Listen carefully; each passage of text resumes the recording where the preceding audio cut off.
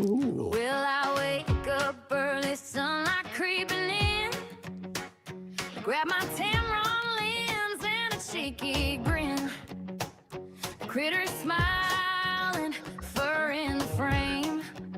All round good person, yeah, that's my claim. I'm a Tamron ambassador, baby, that's true. Crank it, boss. Shooting wild hearts in golden hues. I love my quirks, that's the root. That's just how I shoot. I love my quirks. Now, I didn't make that song. It was sent to me by an anonymous fan. An anonymous Tamron ambassador? Yes, it was an anonymous Tamron ambassador said, Alex requests this song be played, and also you must provide her with $200 worth of cheese for the podcast. Your doorbell will ring any moment, Alex. The cheese is on its way. Yeah, it's on its way. We mailed it. Thank you so much. That was amazing. Yeah, you're the first person to get their own special intro song on the podcast. I got one about shitting my pants on the train. It wasn't an intro song. Oh, I'm much more grateful for mine now. Yeah. Yeah, yours is a lot more tame than what mine didn't have any bodily show. functions. Yeah, no, we left those out. Very cool. Well, look, welcome everybody. This is the Camera Life podcast, and it is Thursday, the 6th of November. It's only it's less than 2 months now until Christmas, until Santa arrives, if you believe in that sort of thing. But this is episode 130, and we are joined today by, I'm going to say photographer at the moment. There is much more to our guest, Alex Cearns. Welcome to the show. Great to have you on. And I believe you're still wearing your Lucky Straps belt from BFOP. Yes, I have to show you. This is like just a quick product placement, which please. was not look at that. It's my belt. Oh, look at Hey. that. It's beautiful. Look at that it's leather. amazing. And it doesn't Wearing stretch. it It's nicely. incredible. It's absolutely fantastic. And that was the best not belt you've planned. ever owned. It is the best belt I've ever owned. And also, I'm not even being paid for that. Probably should be, but that was free. Probably should be. First one's free. Up, Yeah. Too late. But I say that you are a photographer. Of course, there's many hats that you wear. Let me just cover off a little intro I prepared for you here. So, according to your website, which very boldly states, "This is Alex Cearns, the most important person you'll meet this year." Okay. Here is why. So, Alex is a dog and pet photographer. Alex is a full-time movie critic. How many movies do you see a week? Between 5 and 11. There you go. That's full-time. It's a broad range. A photographic ambassador, not just for Tamron, but also for Profoto, BenQ, Studio Ninja, SanDisk, Ilford Imaging Australia, and Spider Camera Holster. You're a tour leader, you're an educator, you love teaching people, and you're a BFOP workshop instructor. And Dogs Today magazine UK called Alex one of our greatest dog photographers in the world. How much did you pay them for that quote? No need to answer. You've photographed over 15,000 pets in your studio. You've won more than 350 awards. You're a published author of 8 books. You've appeared on television, radio. You're a guest speaker. And thanks to your philanthropic and charitable services, you've won, or not won, but you've been honoured with an Order of Australia medal. That's fucking massive. Welcome to the show. Thank you. I'm very tired. No. My jaw hurts from that. Thanks so much for having me. Yeah, there's a lot. Anytime. There's been a lot. I'm very old. Just look like. I'm look 408 years old. That's how I've managed to fit all that in. Very nice. Now, I know I've just covered off some of your many achievements and claims to fame. Let's hear it in your own words. So who are you and what are you known for? Well, I would say in the simplest form, I'm a professional pet photographer based in Perth in Australia, and I photograph pets in a studio using studio lighting and wildlife using studio lighting, and I photograph wildlife outdoors using natural light. So 2 very different types of photography. I love animals, obviously. I'm a big dog fan. Dogs are my favorite kinds of people. And yeah, when I'm not taking photos and doing workshops and tours.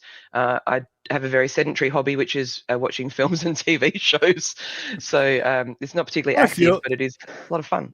I feel like you've earned that right to sit down for a little bit. To be honest, you've achieved a lot in your life. Trust Alex to figure out a way to build, I guess, another business side hustle on top of what most people would consider just sitting on the couch and watching movies.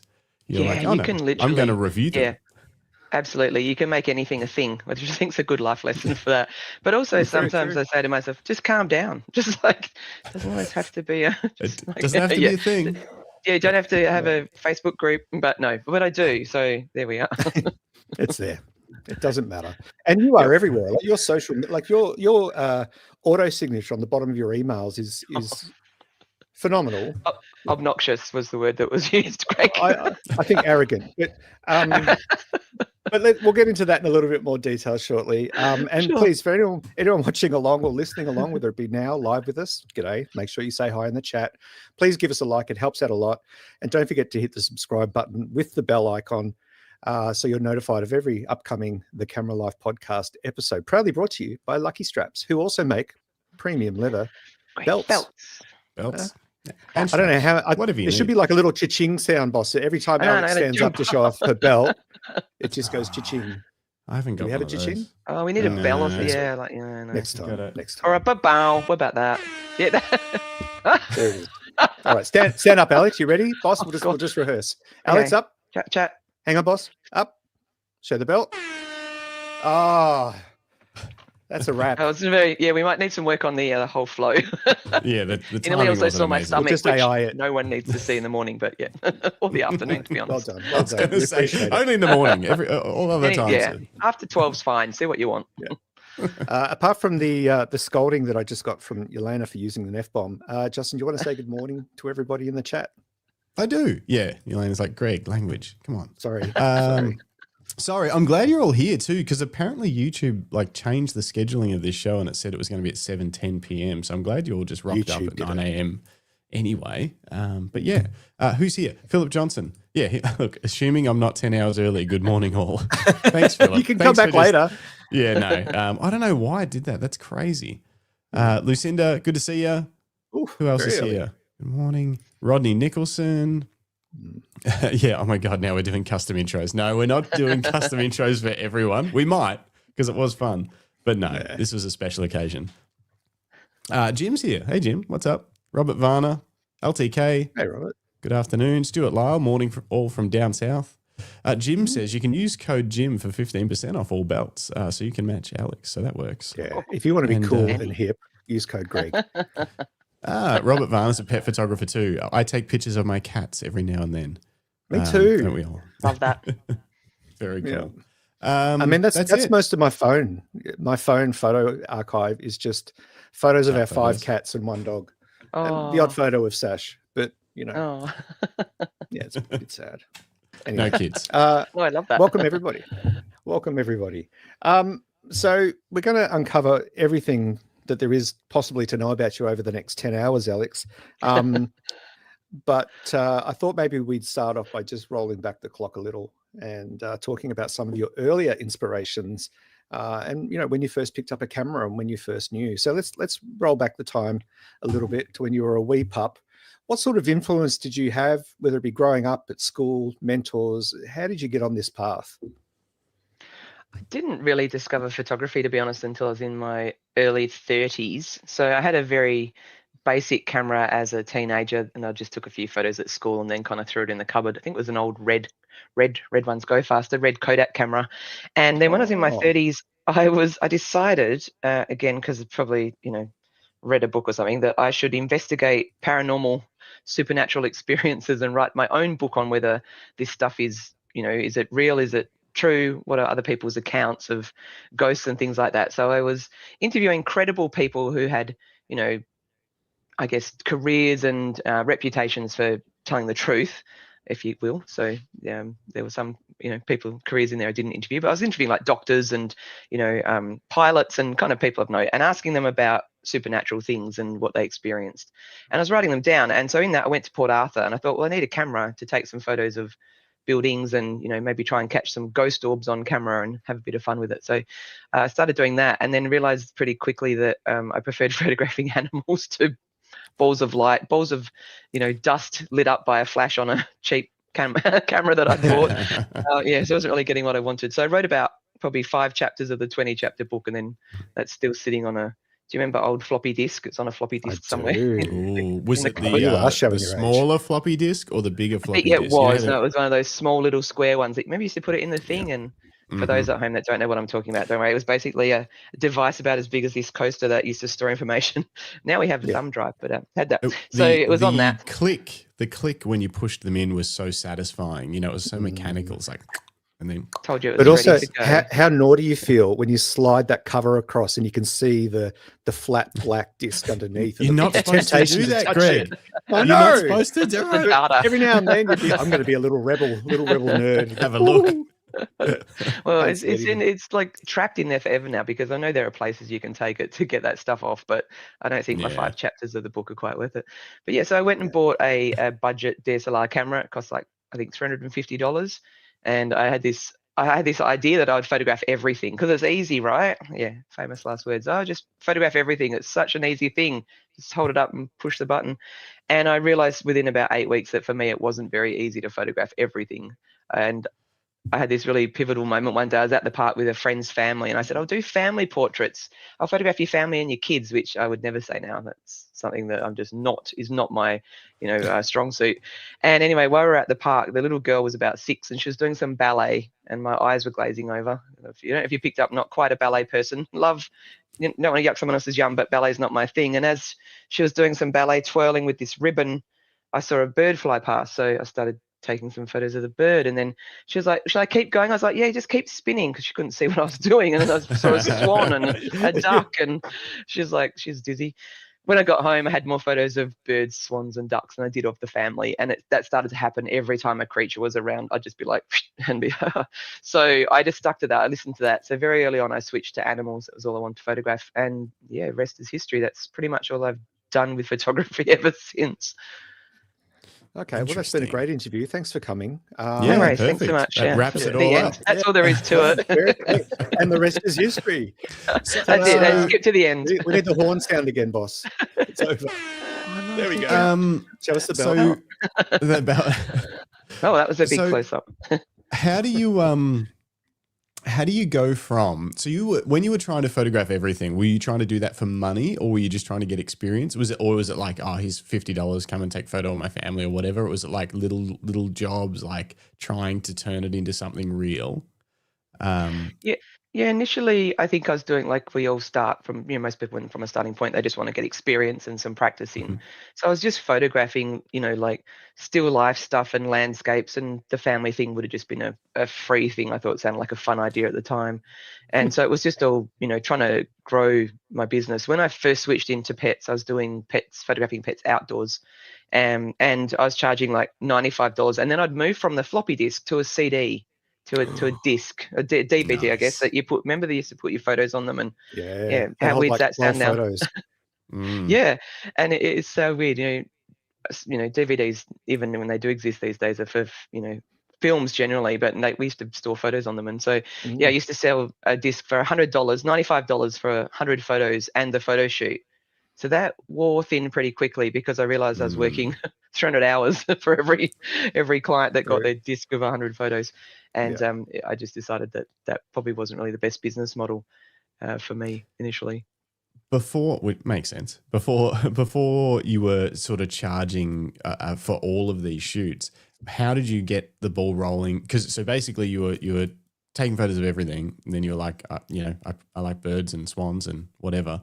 How did you say, all right, I'm going to try and get someone to pay me to take photos of their pet? Like, what was the plan there, and how did those first few shoots and months and whatever evolve that into a business to where you were charging $95 for 100 images?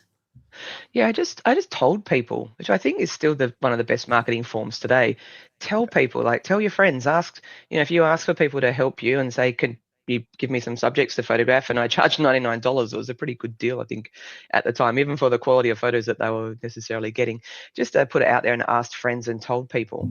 And I didn't at the time. I didn't have a website to start with, and social media. I think it was even like, literally a year before Facebook had even kind of turned up, so there wasn't really social media at the time. So I just told people, and then I had a very basic Google template website, which was unsearchable, unfindable. If I met someone on the street, the business name was Alex Cearns Photographics. No one could spell Cearns, no one could spell photographics, so it just didn't work. And so, sorry, I've been saying Cearns. Sorry, my bad. Oh, I don't mind. I don't mind, Greg. That's fine. Yeah, I get it all the time. At least you didn't call me Alice. No, Cearns, Cearns, Cearns. I knew you were talking to me. Cairns. So Oh, Cairns, like yeah. So Cairns. Cairns like the 10 Cairns. If it was a K, my life would be so much easier. But I thank my stepfather for that. You can change it. Yeah, that's right. My stepfather's fault on that one. So yeah, just put word of mouth is one of the greatest ways to let people know. So I didn't have like clients beating down the door. I might have had 5 clients, and from memory, I think a few were strangers that obviously other friends had mentioned. Oh, my friend has a dog, and just I remember running around in people's front yards in bad light, trying to photograph a white dog in bright sun or a dark dog under a bush, and it was just really difficult. I wasn't enjoying it, and I don't photograph pets anymore, domestic pets outdoors in natural light, because I just prefer to photograph them in the studio. But I do wildlife across both platforms, but not pets. I like to sit super close to them and have that kind of control. So the whole thing just wasn't going to work for me from the start. Yeah. And so, it's interesting, it's fascinating and amazing that in the last years, since you picked up a camera, you've managed to, I'll go through the list again if you like, but you've managed to, let's just condense it. You've become the most important person anyone will ever meet in such a short period of time. Tell me about what that experience was like for you, ramping up the business.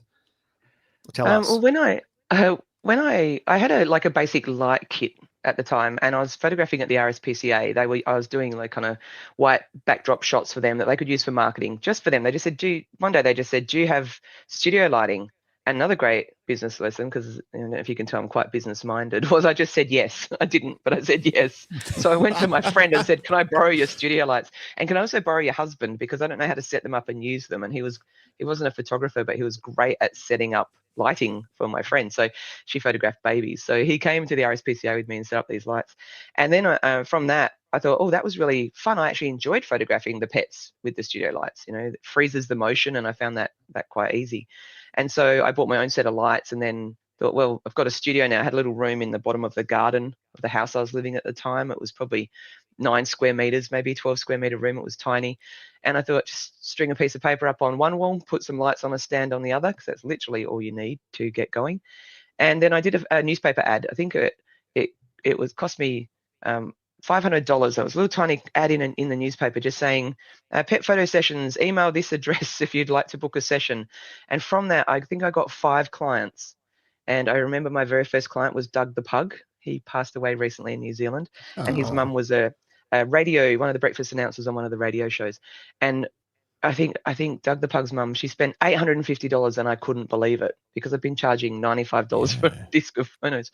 And I was amazed, and I thought, wow, those 5 clients, treat them like absolute, gold. And from that, more clients rolled in, and it just kind of grew from there. But that word of mouth thing was still continuing on. Like, every client in and out is the quickest way to grow your business. Just clients in, clients out, irrespective of their spending. And I've always kind of gone with that. It's not about the money, it's about the service. And if you give them good service, people, spend freely and happily. And that's what I always want from my clients. That's really cool. That's Justin's philosophy too. I saw that in action at BFOP, selling belts.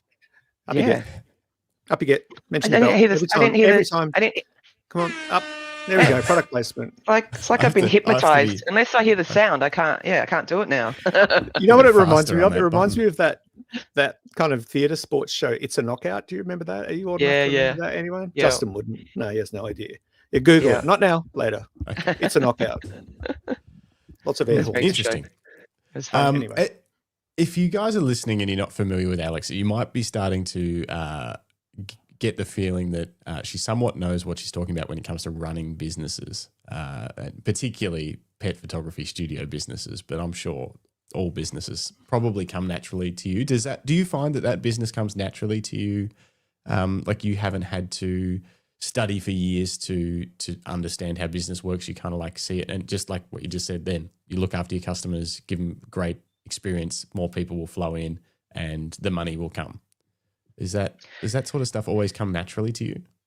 Yeah, to be honest, yes, but I have a brain that doesn't really stop very often. Like I'm at my most dangerous if I'm going for a long drive because I'll want to start 9 more businesses and already have several. I don't need any more. But yeah, it's just I know everyone's brain is a computer, right? But the way mine works, if you tell me in business you have a problem, mine goes straight into solution mode. So it finds solutions. And I think in business you're successful if you always push through and find a way. Whether it's, if there's a roadblock in the way, like you can't get any clients, well, you can advertise and invest money to attract clients. You can hire someone to go out and market for you. You can market yourself. You can go over, around, under, through. You can fund it yourself, transfer it to a third party, whatever you need to do. There's always a solution. So I'm very solutions driven, which is great if you've got a business problem in any business. I do coach in business, any businesses. A lot of my clients are photographers and pet photographers, but I do coach small businesses as well in all sorts of things, from hairdressers to fitness coaches to dog trainers, you name it. But it's great to have that if you have a business problem. But if you just want to tell me about your bad day and I'm trying to solve it for you, sometimes that's where I have to be quiet because people just want to tell me about your bad day. You don't necessarily want, you just want to download. You don't necessarily want all the solutions, but I'm very solutions focused and I'm very customer focused. So for me, what business is just putting myself in the shoes of the customer. And if the customer would like it, that's what I do. And you're never going to go wrong. It's, should I charge people $1,000 to get into my business and then have this price list? And if they buy something from that, have a secret price list and then 5 other price lists that if they spend this much, it opens up this and opens up that.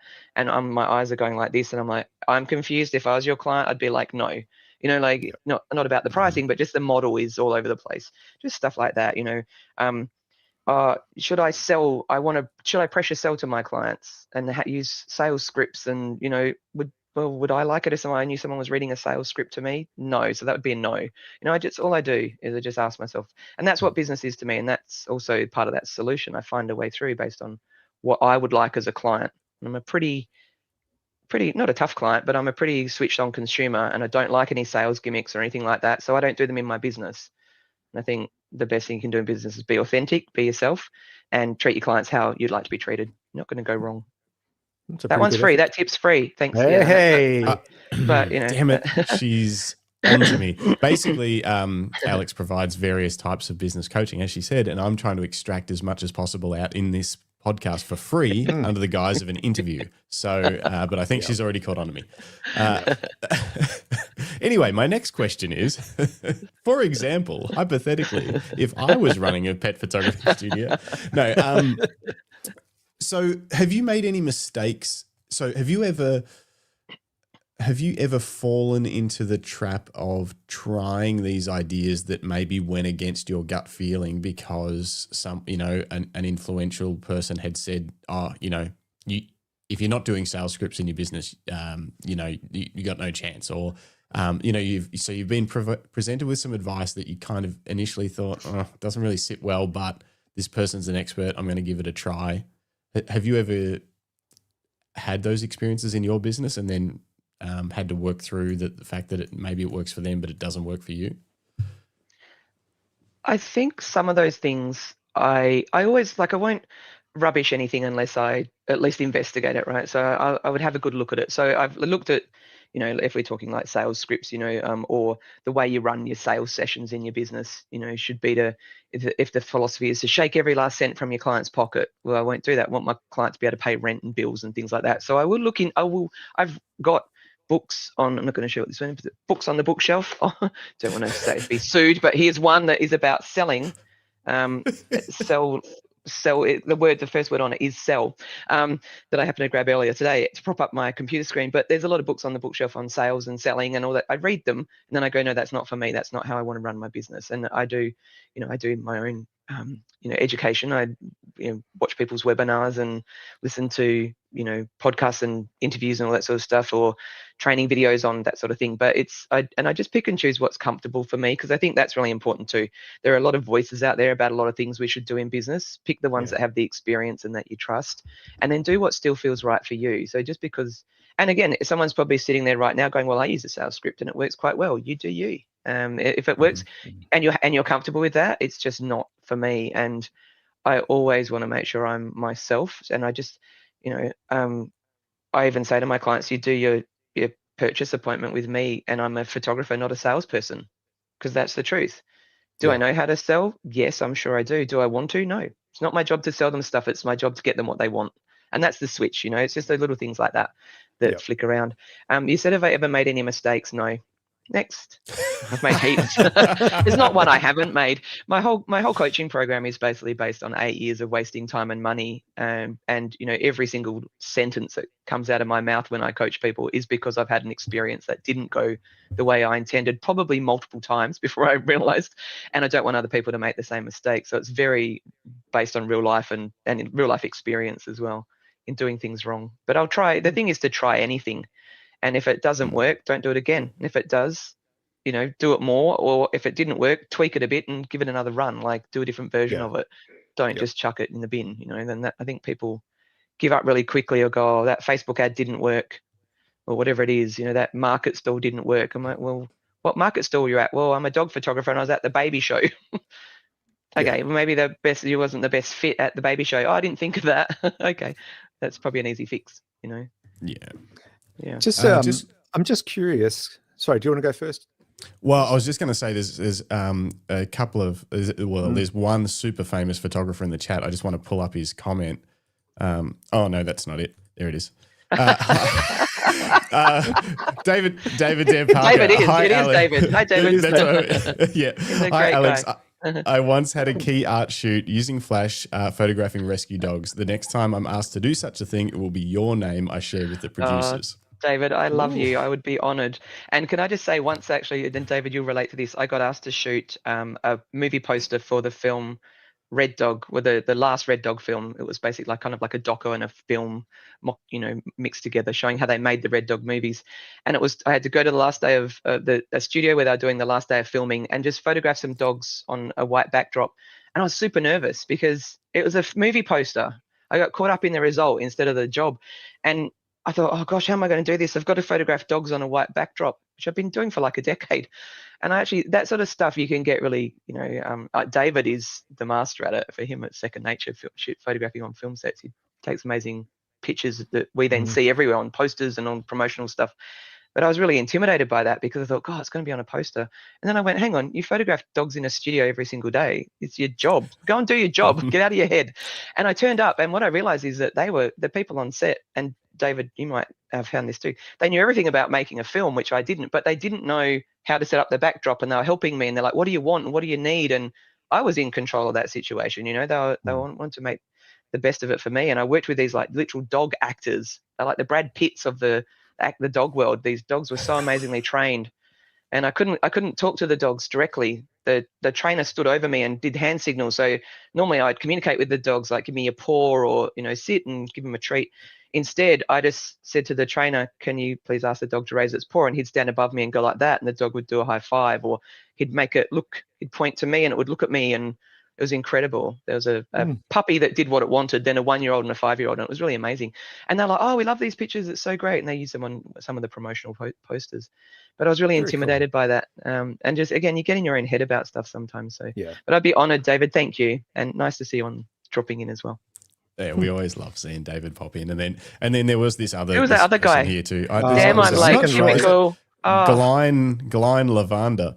I think it's I think it's Glenn Lavender, and yeah, I think Glenn, you're going to be really upset because you missed this really cool song that you've probably never heard. But anyway, no, that's Glenn. I'm going to say it's Glenn. I'm going to say his name properly. It's Glenn. And please cut the recording, kill the live feed, but he's actually a great guy. Don't tell anyone because he likes to make out he's a tricky.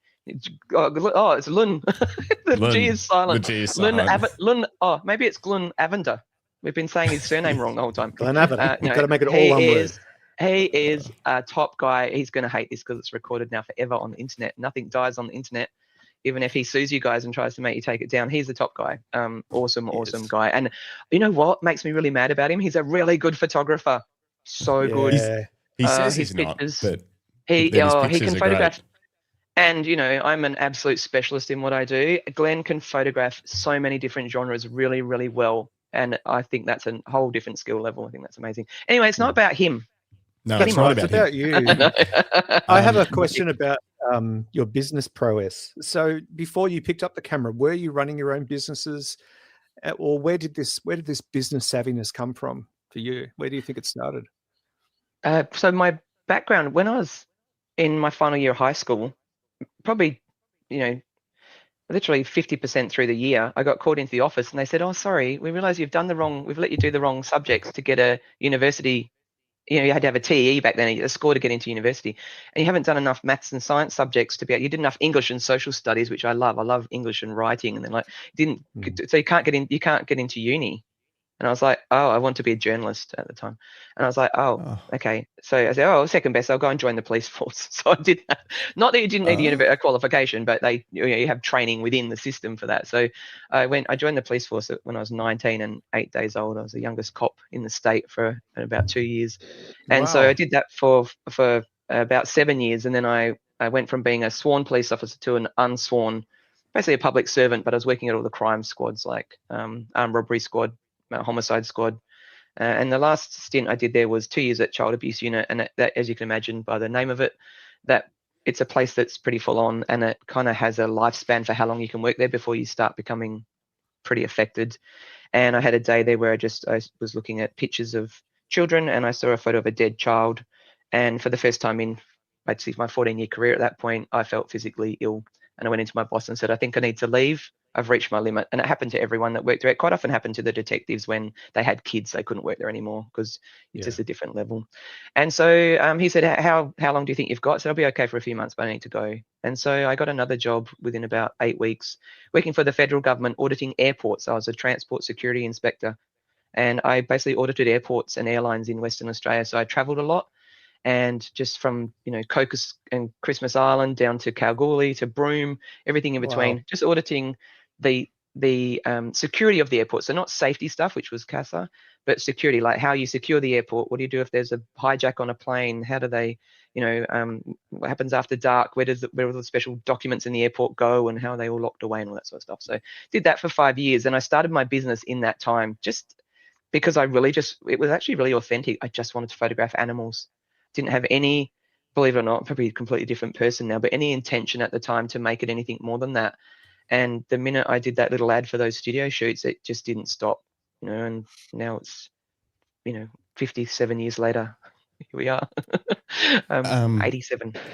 That is a wild career, pre-photography, like amazing career. Well done. It's such a broad range of, Well, it was all like, my life is very different now, but it was all audit, compliance, enforcement, rules, and I'm still a rule maker, not really a rule breaker. You're either one way or the other. I think you're either, on the good side or you're a criminal.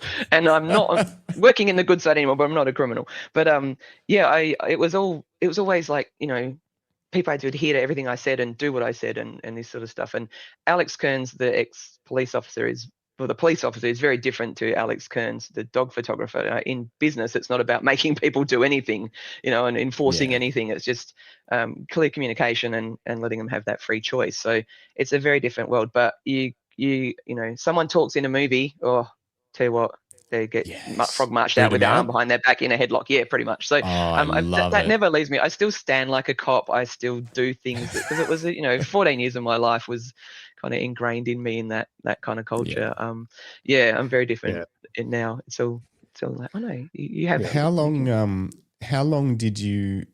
So you started the pet photography business whilst you were still working, while you were just flying around checking out airports, being like, "That's unsafe. Lock that gate. Who's that guy?" So how long did you, sorry to derail this, did you see the story about the attempted hijacking at Avalon a year or two ago? So that the young guy got onto a plane shotgun. And he had a shotgun. And I did. That would have been horrific. I would have been working overtime on that because because they're like, how did he get in?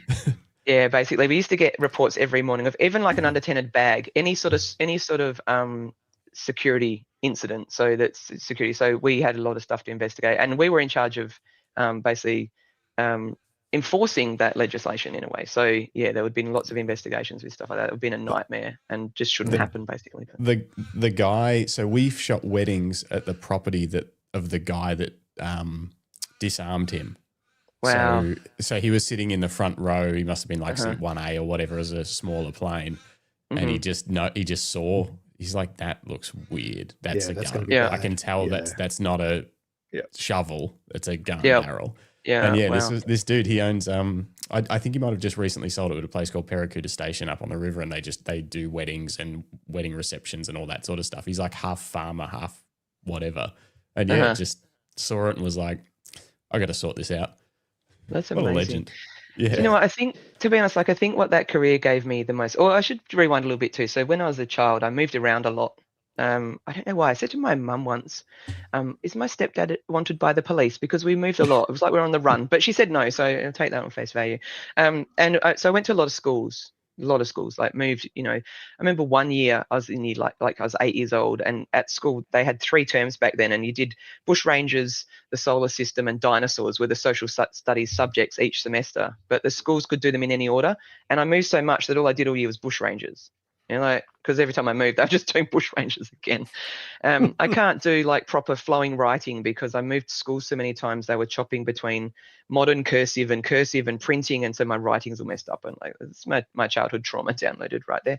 So I moved a lot. So I was always the new kid. And then I think combine that with policing, where you've got to talk to all types of people. I think that gave me the ability to be. I was quite shy when I was younger. I wouldn't talk to anyone if they were older than me, and I was a little bit odd. May still be a little bit odd, but I'm not shy.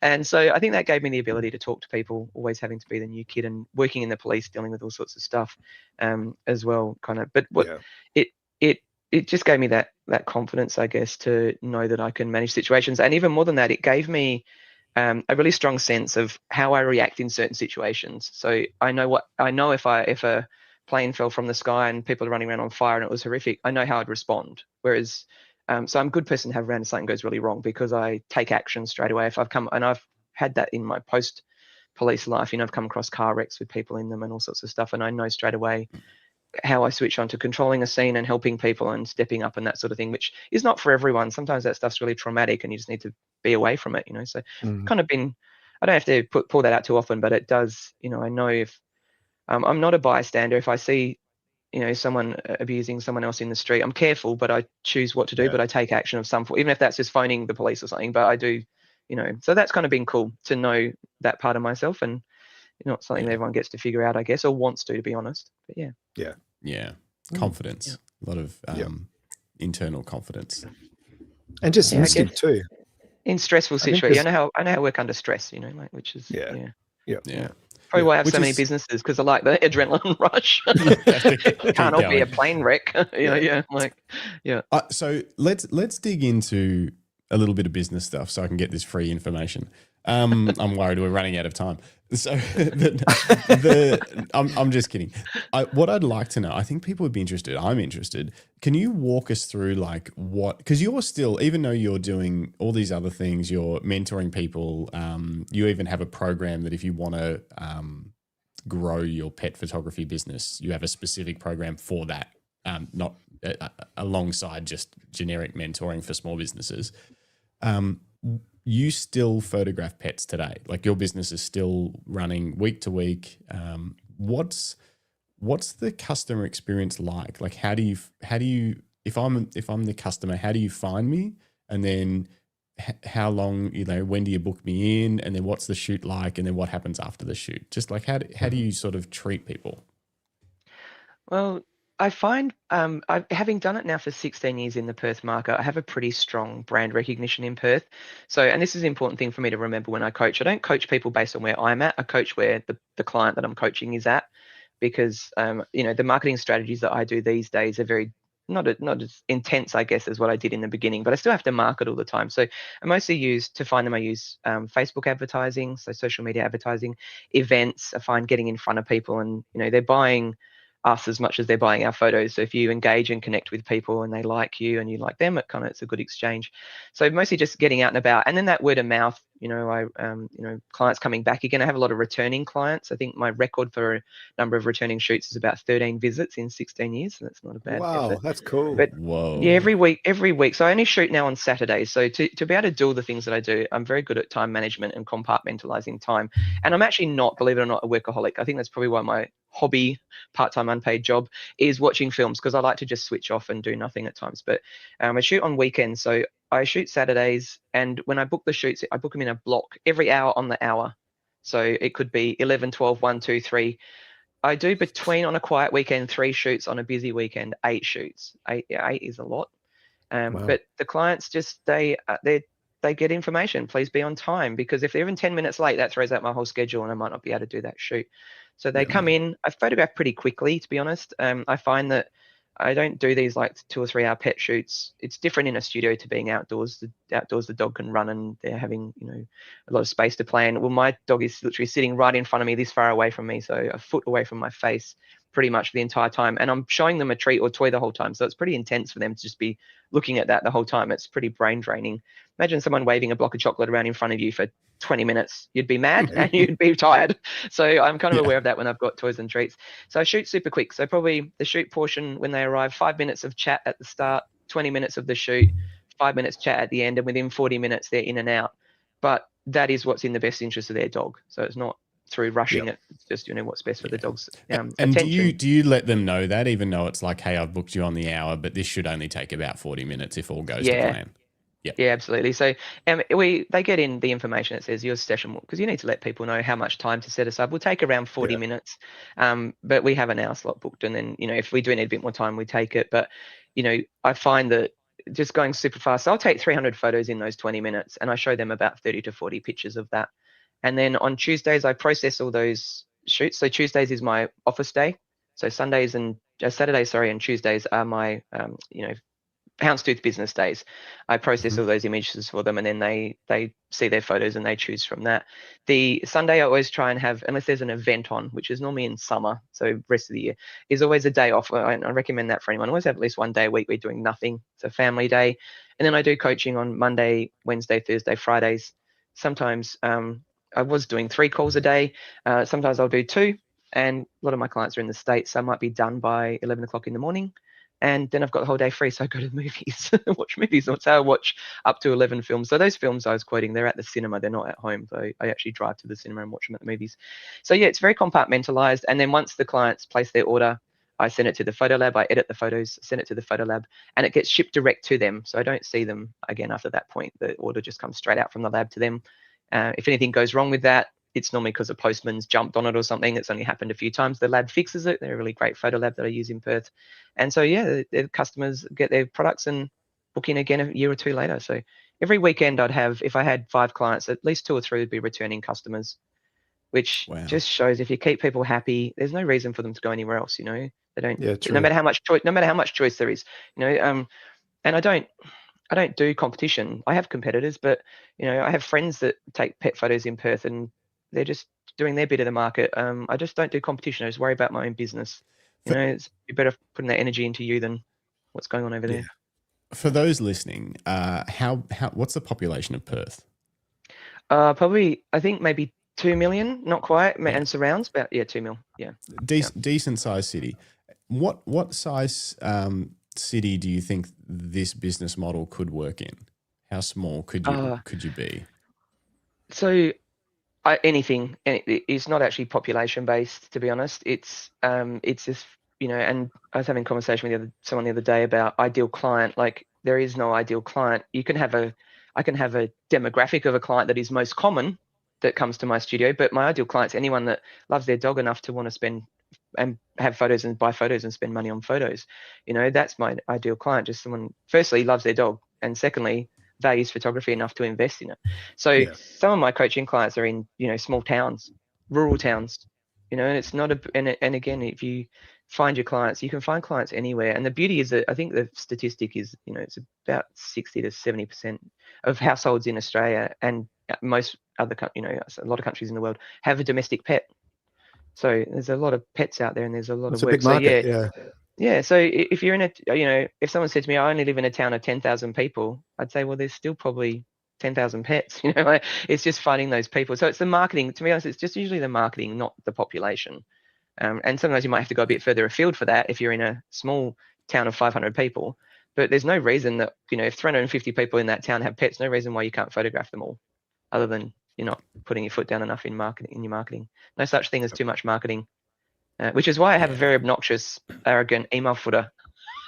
Greg, because it's, every time I email someone, it's free marketing. If I can say, I will post my email footer in the comments on the YouTube because then it has to be seen, but it is very long, and literally everything I've ever touched, sold, or looked at is listed in there that you can click on, buy, sign up for, read. So there's a lot of links and stuff on there. Because I don't think I've seen it. That's cool. So it's just everything. It's almost like affiliate links of everything, but they're not affiliate links. Like, buy this book, join this, join the. Do you want to join a movie club? Random, but let's throw that in too, because again, like, it's if people like, that sounds interesting. I wrote to her about a business idea, but she's got a movie club. Everything is on there. So again, it's free marketing, and if you don't want to click on them, you just delete it, which I'm sure percentage of people do. Justin, Alex and I agreed not to send you the emails because you'd be distressed. It's distressing. Well, and we knew that you would hassle Alex for free advice on how to run a pet photography business. So that was an intentional. Greg, don't bring that up. Do you know what? I've got a to-do list in my phone, and it says speak to Justin about pet photography business coaching. So I haven't forgotten. I've really been giving it a lot of thought. Some of the things. So okay, let's just switch gears just straight to me, even though it's an interview about you. Some of the questions I had are, so you say you shoot on Saturdays. Is that the day you need to run a business? Like, if you're going to run a pet photography business, you're going to be working every Saturday. Is that what you have found, or is that how you've designed it intentionally for the way your life works? A bit of both. People move within the space you give them. Okay. If you have very clear rules and boundaries, then people, so when someone signs up for one of my shoots, they get, obviously, so there's an email chain of communication, and really it's all rules and boundaries, but to them it's good information. You know, to be honest, you generally have to give people some weekend time. People will take time off work, to be honest, to do a photo shoot. So they'll take some time off work, not so much for the purchase appointment, the sales portion of that. They'll normally want to do that after hours. So I used to do, you know, before I was doing all these other things as well, I used to do, I was trying to remember, maybe 3 shoots a day, 6 days a week. I was pumping out like 400 or 500 shoots a year, which, you know, a lot, which is how I got up to that 15,000 pets. I was doing a lot. And then I dropped it down to Monday, Wednesday, Friday, and Saturday, 3 shoots a day. So that's still, I don't know, 16 shoots a week or something for years, for like a decade. And for a decade in there, I worked every Monday, Tuesday, Wednesday, and Thursday night doing purchase appointments to make up for all those shoots I was doing during the day. You don't have to do that. Now I know it can be different. It's got to work for you. You know, you don't want, you know, that thing, you don't want to live to work, you want to work to live, kind of thing. So the restructure for me is because I know it's the most accessible day for my clients. I give them Saturdays, and because of that, I know, you know, right now I've only got a handful of shoots left between now and March next year in the studio. So I know that if you know, someone says to me, can you, on this Saturday I'm having a birthday picnic at 1 o'clock in 3 weeks time, I've probably got 5 shoots booked in then, because I have no spontaneity on Saturdays. I won't be able to go, or to an afternoon thing. I'm in the studio generally till about 5 o'clock, 5:30 at night on Saturday. But to be honest, if you wanted to work at 11 p.m. on a Tuesday, and as long as you convey that to your clients, they will book in at 11 p.m. on a Tuesday if you use my business system. We should have played the sound because it was almost like the belt plug, because there it is. Because they flow within the rules that you have. So if I only shot at 11 p.m. on a Tuesday and a client wrote to me and said, hi, great, can I please have a photo shoot? When's your next Friday? I go, awesome. My next Tuesday at 11 p.m. is the 8th of May. They go, oh, okay, cool. They book in. Yeah. They're my rules. The other day I had someone say, I can't do a Saturday because I work. Do you have any other days? Well, actually I do, because when I could go to a movie an hour later and fit them in. And I said, oh yeah, sure. Or I've got, I just had a session move, in January, and she was like, oh, actually that Saturday's fine. So it's just communication, but you run it you can work any day that suits you, but you have to have some accessibility for people that do work full time. That's the long answer to the short question. That's right. And I mean, it depends on the client too. You know, like if they're retired, they might be like, yeah, Wednesday morning's awesome. Or but if they're not, then you're going to have some availability outside of those sort of standard working hours. That makes sense. And if you're like us and, you know, you love your pets, and Saturday is often a time when you spend the most time with them, because if you're working full time, you know, you hang out with them after work. But Saturdays, you're like the day you invest in them. You take them for a long walk, or you go to a beach, or you know, whatever it may be. You know, decorate your cat's tails, whatever it is. I'm not saying I do that. Tell us more. No.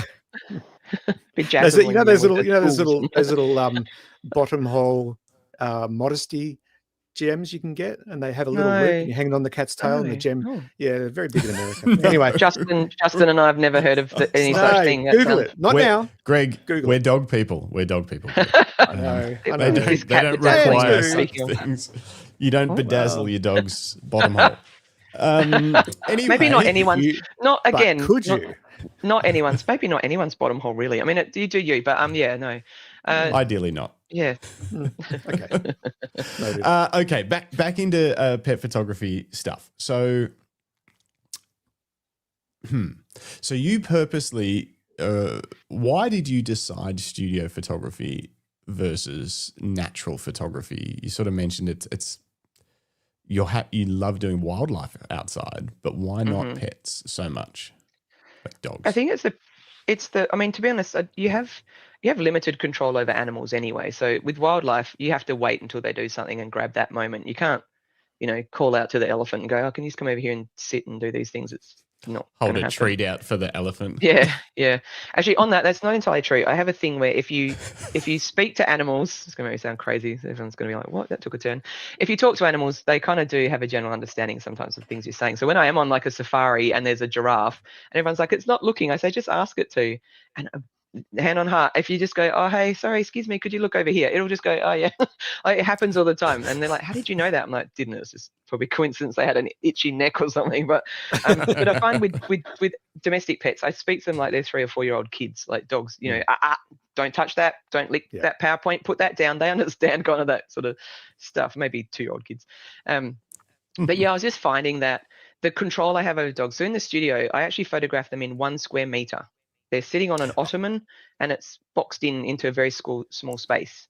I was going to ask specifically about that as well. About like, so if how much space is needed to do?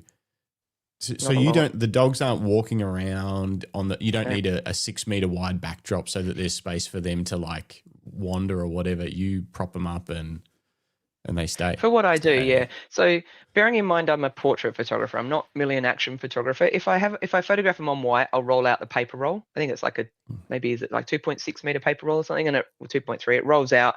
And there is some space there where I can lay on the floor, throw a treat, and they run towards me and stuff like that. But I prefer to shoot on the black background. So I've got the actual bits of plywood, like board from Bunnings, and it's got stretch fabric on it from Spotlight, bolted to the wall. So it's very homemade. That's what the backdrop is. And then I've pushed the ottoman up against the wall.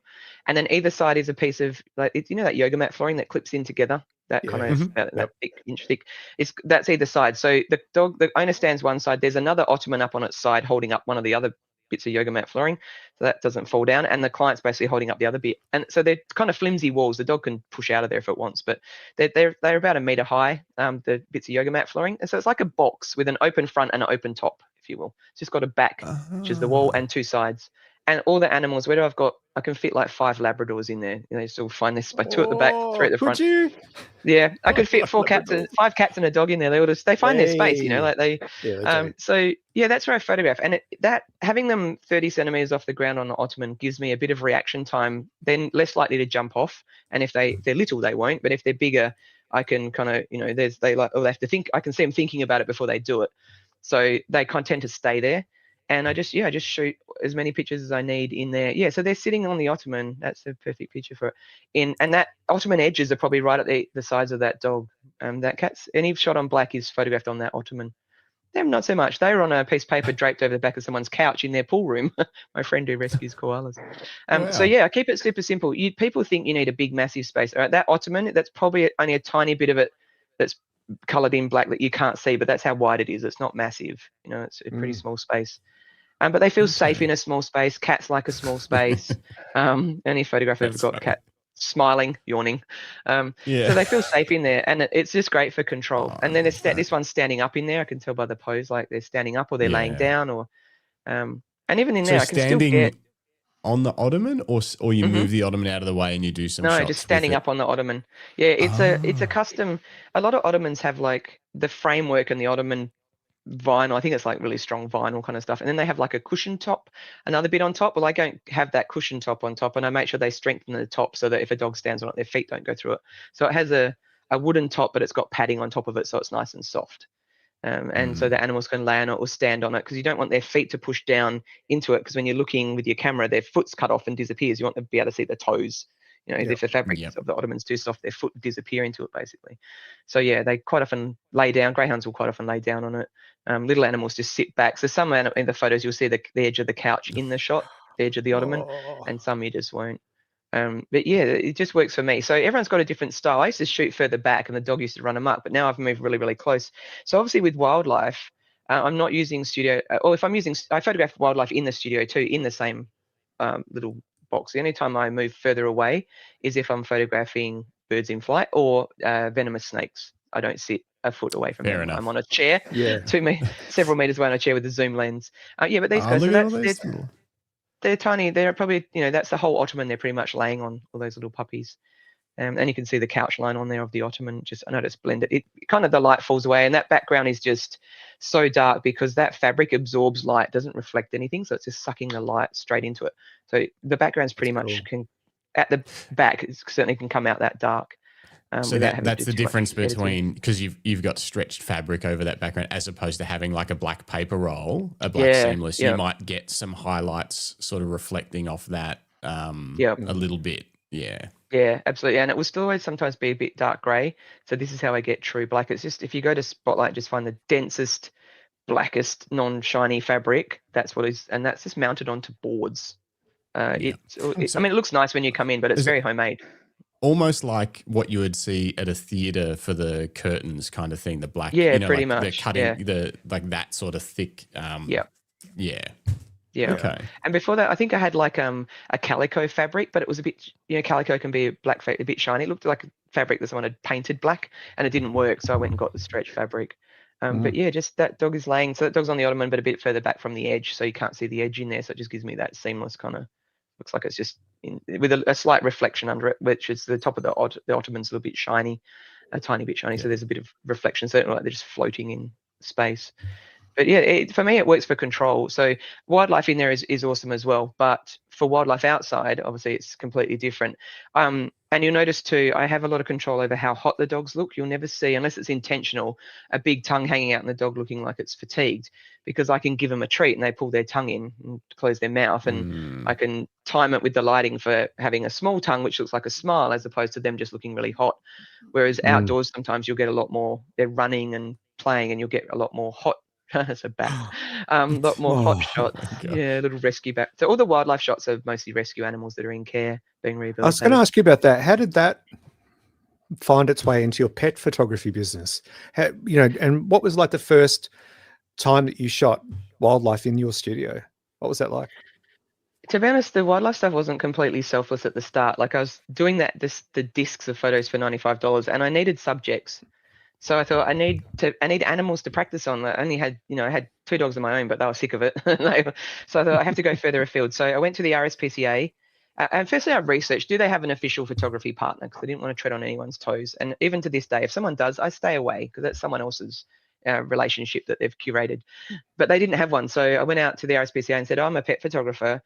I started photographing the dogs for adoption, and then realized pretty quickly that they were turning around so quickly that, photograph 100 dogs in one day and 60 would be adopted by the end of the day. So that was kind of a bit redundant. So I started just doing project work for them. And then from that, I went to a wildlife rescue called Kanyana Wildlife, who I still work with today. And this was even before a business. This is like 20 years I've probably been working with them. And because I wanted to photograph wildlife as well. So I learned really quickly how to photograph snakes, because everything is different. Everything has different nuances and different stresses and different levels of safety and, things that trigger them and stuff. So yeah, through Kanyana, I photographed, or echidnas, all the sorts of different birds, different reptiles, emus, baby emus and baby kangaroos we had as a photo shoot once, our national emblems in there together. And there's a great photo of, excuse me, it might even be on the website. It was like one of the kangaroo joeys looking at the emu, and they're just both like, what are you? Like they'd never seen anything so weird. And I'm like, you guys are both a bit freaky, but you're cute. So yeah, so I went to them just to practice, excuse me. And then from that, I've always just had an intrinsic belief, I don't know where it came from, that if animals are helping you generate income, and that was through my job, then I should give back to them in some way. It was never a business model to work with charity to get clients, because to be honest, what gets clients is doing a lot of clients in, clients out in my business. Yeah. When the clients come in and say, oh, I saw you because you work for Kanyana, or I know you work for them and do some work. If I say, is that why you booked a photo session? They'll say, no, I love that you do that, but my friend had a photo shoot and I saw their photos.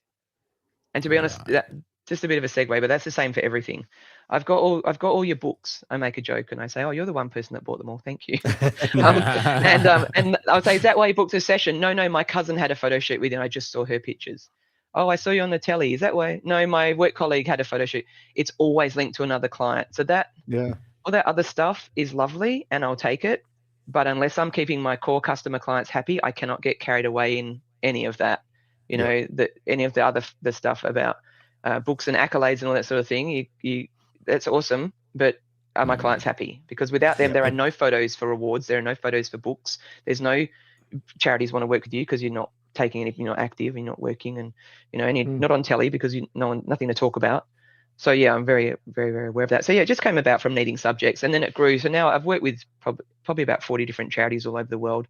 I have some charities overseas that I lead photo tours for, and that I travel overseas to photograph for, and from everything from Sea Shepherd to Free the Bears to a wildlife rescue to a rescue that just rescues joeys to a cleft palate puppy rescue, which is where I adopted all 3 of my dogs from. They save little cleft palate puppies that are a day old. They're born with a cleft palate and tube feed them every 2 hours for 6 weeks, and then at 3 months old they have surgery to fix their clefts and off they go to their new homes. So unfortunately my 3 are the ones that didn't quite work out for successes with some of their surgeries and stuff, and one's too small for surgery, so I get all the wonky ones that have special needs, but I love them and they think they're completely normal. So yeah, so it's my greatest joy is actually meeting those people that they're doing the real work, saving these animals. I just swan in and take a few photos, cuddle a few things and have a nice day. It's not, well, I mean, given that you just swan in, cuddle a few things and take a few photos, your effort, I can't even say that word, your charitable efforts have been recognised. When did you get your Order of Australia medal?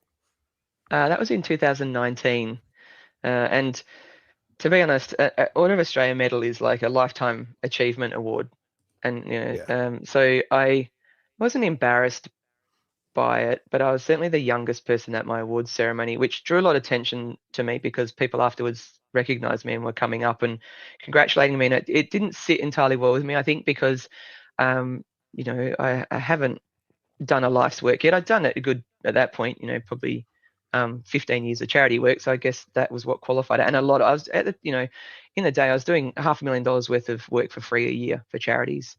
Now that I've restructured stuff, I'd still do things for free for charities, and I give out a lot of gift certificates and stuff, not quite the same volume because my time is readjusted, but I still do work with all those core charities to a degree. So I wasn't embarrassed by it, but it just made me feel like I needed to do more to earn it. I didn't feel like I'd grown into it enough. I was like in my 40s and I was, like, I don't, thank you, but I feel like I need to do more. And at the time, I think it was for working with Free the Bears and Guide Dogs WA and a few other organizations. And that's kind of too when I stopped, to be honest, entering photographic competitions, because I thought, when, counting your awards, like, when's the point where you just sound like a bit of a tool because you've got 749 awards? Like, who is counting 749? So I got to 350 with that, which was, all the different things I'd entered over the years. Back in the day when there were only 2 or 3 awards, and it was, a bit of a different structure to how it is now. And I just kind of thought, what more validation do you need? I enter an award occasionally now if I have a photo that I just want to see how it goes, because I think this is fun. Let's see if other people like it. And sometimes they don't. I'm like, oh, not like that. Not like that picture of a hermit crab. But yeah, so I thought, I think you need to change. You've won an Order of Australia now. That's kind of the pinnacle of being acknowledged for things. So just redirect that energy into other stuff. So so I love competitions. I think they're really valuable to grow and learn, and I judge a lot of them now, but I judge them instead of enter them. It was kind of just a big shift for me mentally to think, maybe try something else. And actually, I just remembered way back in the day, I was entering competitions. So one of the things I worked really hard on initially was not just growing my brand amongst other photographers. There are a lot of famous photographers out there that only other photographers know. The general public, excuse me, don't know them. And I was like, well, the general public are my clients. So I need photographers to know who I am, and then I need to push through that to reach the general public. So I kind of saw myself surrounded by photographers, and so I was entering competitions manically, 20 to 15 years ago, before I even started the business, to try and just grow my reputation in photography. And in doing that, I won a few awards really early on. And I remember one of them was for a picture of blue underwater clams. I think it's on the website, Justin, under limited edition prints. That should put that in my email footer. You can buy one.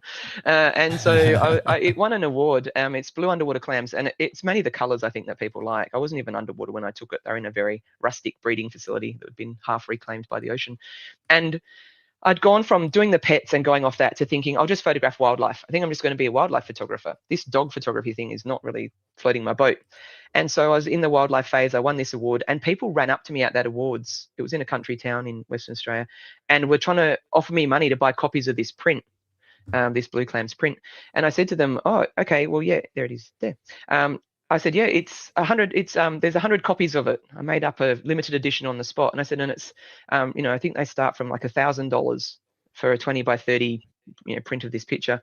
And since then, I think I'm up to 75 copies sold at over $1,000 each. So this is my only potential $100,000 photo. But it was also the first time people had run to me wanting to give me money, and that's really this. Without this photo, which I don't even like the color blue. Without this image, I would not be here today, because it's the first, it really made me stop and think, hang on, I can make this a business. People do want, the pet photo thing wasn't going so well. I'd only had like 10 clients before I chucked that in. And I was like, only done it for a few months. And I was like, so then it all fell into place with the studio gear. And I was like, well, find the bit that does work for you. And so that's why I love the wildlife stuff. I love the studio stuff. So I just stuck with those two things. But this picture was the photo that started it all for me. It went on to win multiple awards globally. And it's been on covers of magazines. And as soon as anyone sees it, it's hypnosis, they want to buy a copy of it. So if you email me about it, you'll get to see my great obnoxious email footer, and you can have this lovely print. But yeah, so it was taken in 2006. So, and it's still selling today. It's 19 years. Wow. They didn't all sell out in one minute, but it still ticks over. And some people buy it as a massive, I've sold, several $1,000s for a great big huge print frame canvas or whatever they want of that particular photo. But yeah, that's what really made me think, hang on, you just need to do things a bit differently and find what you want to do, and stick to that. Like, honestly, if someone came to me and said, I just want to photograph the rare African land snail, everyone would laugh at them. But when that thing goes extinct and National Geographic phones them and said, you're the only person that has a comprehensive collection of photos of the rare African land snail, it's a little bit of a different story. So it's okay to just niche down into what you love, or if you love everything, photograph that too. But, the focus of my lens has just always been the creatures from then on. And clams are a creature because they're moving. I don't know if they have a brain, but they move around, so they kind of cover the creature category. But yeah, there's a big turning point, shifting point in my career about where I wanted to go with it, because it was and then I just followed the thread. So I was working in that government job as I was getting more busy on the weekends. So I was doing the shoots after hours and on weekends, and I was traveling with that airport job. And in the end, I got to a point where I was so stressed because I couldn't keep up with the photo shoots and the purchase appointments and the editing. And I actually went to the doctor and said, I need a week off. I need just a week of stress leave. I just need to have a break, catch up on this stuff. And he just looked at me and said, what are you going to do after a week? I was like, fair call. So I walked in and I resigned. And you asked me earlier on if I had any business training. I don't have any photography education. I've done coaching over the years recently, because, I think you invest in yourself with coaching and stuff. And even I have had, coaching programs that I've done, not so much business, but just, even how to create a coaching program kind of stuff, coaching on that sort of stuff. And yeah, I just walked in and resigned. And I remember at my send off, my then boss said, oh yeah, we're having a morning tea to farewell Alex, and she's going to go and photograph dogs. Good luck to her with that. And he honestly thought it was the stupidest idea he'd ever heard. And I went to a small business center and said, I want to open a pet studio like for people, but for dogs. And he laughed and said, that will only ever be a hobby. And it was a business advice center to help you get your business up and running. And I looked at him and I walked out of that meeting and thought, well, I'm going to do it anyway. I've got a room in the garden and I've got the lights for the RSPCA. I don't care if it's only ever a hobby. Great. And I always think about that man and wonder how he's going, if he's happy. And should I send him a Christmas card?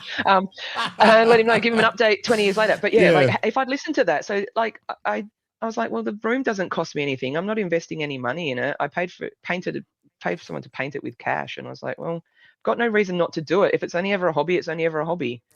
And it's terrible advice though, as you know now, because you would never say that to someone. If they said, I want to photograph the African land snail, that's what I want to build my business around, you would probably say, okay, we're going to have to try and figure out how you can generate revenue from this, because that's going to be tough. But you don't just shut it down, you know, like you don't just shut someone down. You go, okay. How do you see this working? How do you see it turning into a business, and just see where, you know, what a loser. He said to me, he said to me at the time, there's only one business I know for dogs that's successful, and there's one doggy daycare in the city, and that the person that opened that had tenaciously fought the council for years to get that. Now there's heaps, you know, but at the time she really fought the council, and that was the only business he knew of. And so in between starting the pet photography business and then resigning from my job was 10 months. 10 months after I opened the doors for studio photography, it was too busy and I had to quit within 10 months. And that was not my dream life at the time. I thought I'll work maybe 4 days a week for the government, and then I have every Friday off, and Friday and Saturday I do my business, and that's going to be the best it ever is. But when opportunities presented, I just took them. And when it got too busy, I was like, well, I didn't have a mortgage at the time, so I was pretty much debt free. And I was like, you know what? I always look at my risk. What's my risk? My risk, if it fails, and just so you guys know, this is still my backup plan. If it all goes pear-shaped, I'm going to go and work at a pet store that doesn't sell pets, it just sells pet stuff. So if you ever see me at like a pet stock, you know, it didn't go so well. Stocking, not there's anything wrong with working at pet stock, but you know, my business, I'd love that, dream job, but you know, my business didn't go so well. That's where I'll be working, just selling fluffy toys to pet owners. That was my backup plan. I was like, and that's fine. I don't need $1 million to survive. I just want to do what makes me happy, you know. How long, just out of interest, did it take for you roughly to replace your full-time income with the pet photography business income, as in after costs are paid and stuff like that? Did that take 1 year, 2 years, 3 years from when you started it to when you were like, or did it never reach that point? Like, did it ever get to the point where it replaced the income that you used to earn from your day job? Yeah, absolutely. I'm trying to think. So I think I opened the business on like 4th of July and I quit the following year. So I think that first year I only had about maybe 40 or 50 clients, which is still decent. So I probably from those matched the income I'd been on. And then the next year I just upped, we're doing 400 to 500 shoots a year. It was just a machine. And like, beyond my wildest dreams, times it by probably 7, you know. Wow. Then the exchange is good photos for good money, you know. I'm not the most expensive photographer in the city, but I'm also certainly not the cheapest, but I don't price on that either. I don't have that model where if it's this much wholesale, times it by 4 or times it by 3. I look at what the product is, what I think the value is, what I know. I'm a pet, so I'm my own client. I'm my own ideal client. I love dogs. I like spending money on my dogs. So what would I pay for this? And and then make sure it's not too low or too high. So kind of pricing is very individual per business, and just finding that sweet spot. But it's never, to be honest, and it sounds insane, but it's never been about the money for me. As I said, it's you sell by not selling. I want people to, as long as they're happy with what they get, I'm happy. And all my clients mostly get an included free print with their booking. So they get a small 5x7 gift print with their booking. And some people just take that. And that is completely okay, because I still know the value of that client. A person coming in and out grows my business. There's always a payoff for everything. As long as you have less of that happening. But, if you had 10 people lined up in front of you and I said to you, right, these people are going to give you $10,000 between them, but one's going to spend nothing, and you've got to take all 10 bookings to get that $10,000. Will you take all 10 bookings? Knowing one's not going to spend. Exactly. If I said to you, you've got 10 people in front of you, this is where it gets tricky. You've got 10 people in front of you, you're going to get $10,000 from them, but 9 people are going to spend nothing, but one is going to give you $10,000. Will you still take all 10 bookings? Absolutely. You get an A+. When you do coaching with me, you're going to be my star pupil, because that was the right answer. That was amazing. So exactly, because you can't. Oh, he's blushing. I know. No, Wow. that's because he understood it straight away. 10 people, $10,000. Your average is $1,000 a client. That's great, you know. So, and the first scenario, some people hesitate and go, well, no, 9 people aren't going to spend. I'm like, it's actually the same result as the first scenario. 10 shoots for $10,000, and that's how you have to look at your business. You know, one person not spending doesn't make or break your business. It's just as long as they're a happy customer, other people will pick up the slack. You know, and I think that's the important thing is that they leave happy, because the issue with sometimes these models in family portrait studios and stuff like that with the pressure selling, and then someone leaves spending nothing, but they also leave going, I spent nothing because everything was too expensive and they tried to pressure me and it was terrible. And then you've almost created negative word of mouth through this process, along with also not earning any income. And it's like, as long as you stay away from that side of it, then it's just a matter of enjoying the shoots, and it doesn't really matter, because on average enough people will spend money that you make a living. Doesn't matter and it is that word of mouth thing that comes back too, isn't it? Because one pissed off customer will tell 10, 15, everyone. 20 of their friends, everyone how negative their experience was. And that in itself, like, and I learnt this working with Justin at BFOP, which I want to talk to you about soon, Alex. But I remember there was a customer who I think had a bit of buyer's remorse and came back, said they were going to come back the next day and maybe return it. And I didn't know what the process was, because that was the first time I ever done floor sales for Lucky Strap, or floor sales in general. And Justin's like, just do whatever it takes to make that person happy. And it twigged later for me that person, if we said, nope, sorry, you're stuck with it, they're at a festival with 600 other people. They're going to go home and talk to, all of their photography friends, and they're going to say that they had a bad experience. But even that wasn't why I did it. It's like, I want to be talking to that person later that night, having a beer, and have them be totally happy. It wouldn't matter if they knew no one and said, oh, whatever you do in this situation, I'll never tell a soul. I would still want them to be happy, because I want to be able to hang out with them. And so, and just know that they're happy. I don't want someone to have a strap they didn't want or didn't suit. Anyway, they turned up. End up buying, is there a refund policy? Multiple straps. Because no, not for you. Can you give it back? No, you're exactly right. So I have there it is. I have a policy of I know it's lovely. It hasn't even bent shape, and I've literally worn it nonstop, and it's been like a month. I have a policy that, and this is a policy I go with, that the customer's always right, even if they're not, because I put myself in their shoes. Imagine I get my photo order and I'm adamant, there's 3 pictures and one is a high five photo, and I didn't order that. I ordered the laying down photo. And that's what my brain's telling me. And I go to that photographer and I say, I think this is wrong. The photographer looks it up and goes, no, that's correct, which is normally what happens. No, or sometimes I mix up a number, and it could be wrong, occasionally, and not great at numbers. I might say, no, that's actually what you ordered. And they're like, no, we wanted the laying down shot.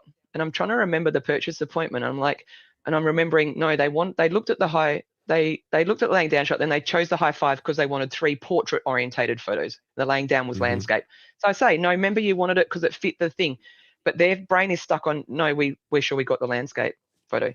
And I'll just go, you know what, I'll just order it for you as a canvas and get it to you. And they're like, well, why would you do that if you think you're right? I'm like, doesn't matter who's right or wrong. You're not happy. They're not trying to stiff me out of money. And for the cost it is for me to reprint that canvas versus the cost of what they've spent, there should be more than enough in there anyway, to cover that.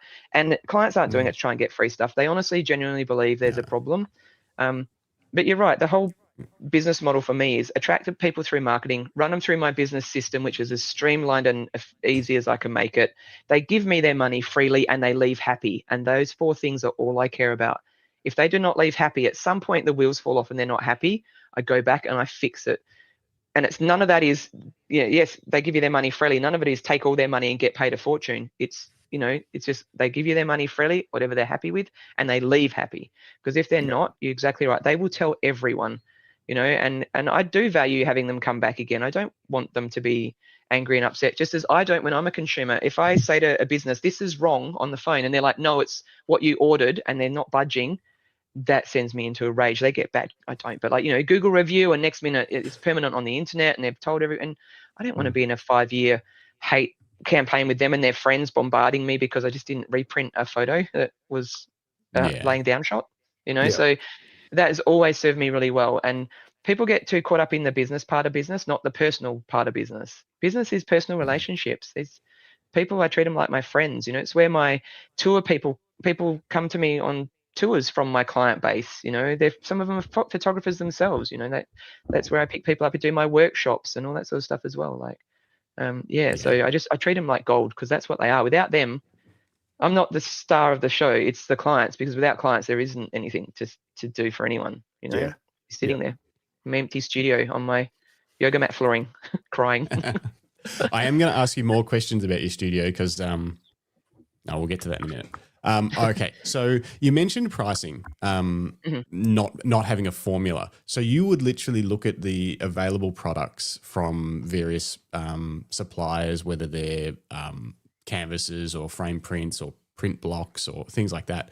And you would literally, is there a situation where one of them, might cost $200 to get printed and you sell it for $1,000? Another one might cost, say, $200 to get printed and you're like, I'll sell that for $400, because it's just that particular product. As you said, like the value it represents to you as a customer or to the client doesn't fit what would, because sometimes people will just say, oh, you got times everything by 3, or you got times everything by 4, or whatever the generic that's enough to pay your bills markup. You don't have a broad brush approach with that.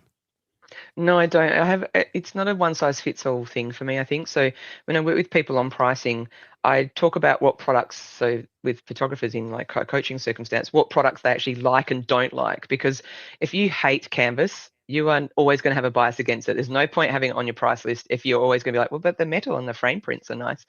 So just, you want a price list that you can hand on heart hold up and go, these are great products that I love, and this is really good value. For them and for you. That's the exchange. Good photos for good money. So knowing, not going, throwing it up and going, oh, it's really expensive, or going, oh, this is too cheap, I'm not going to make any money. That doesn't feel good. So and so in that I talk about with clients, what's the demographic of the area they live in financially. Do they your backyard the best? So what are the people like in the area that you live in? What are you comfortable with? And it's my job to make sure people don't price too low or too high. But for me, it's just, my price has obviously gone up over the years because my suppliers have gone up as well.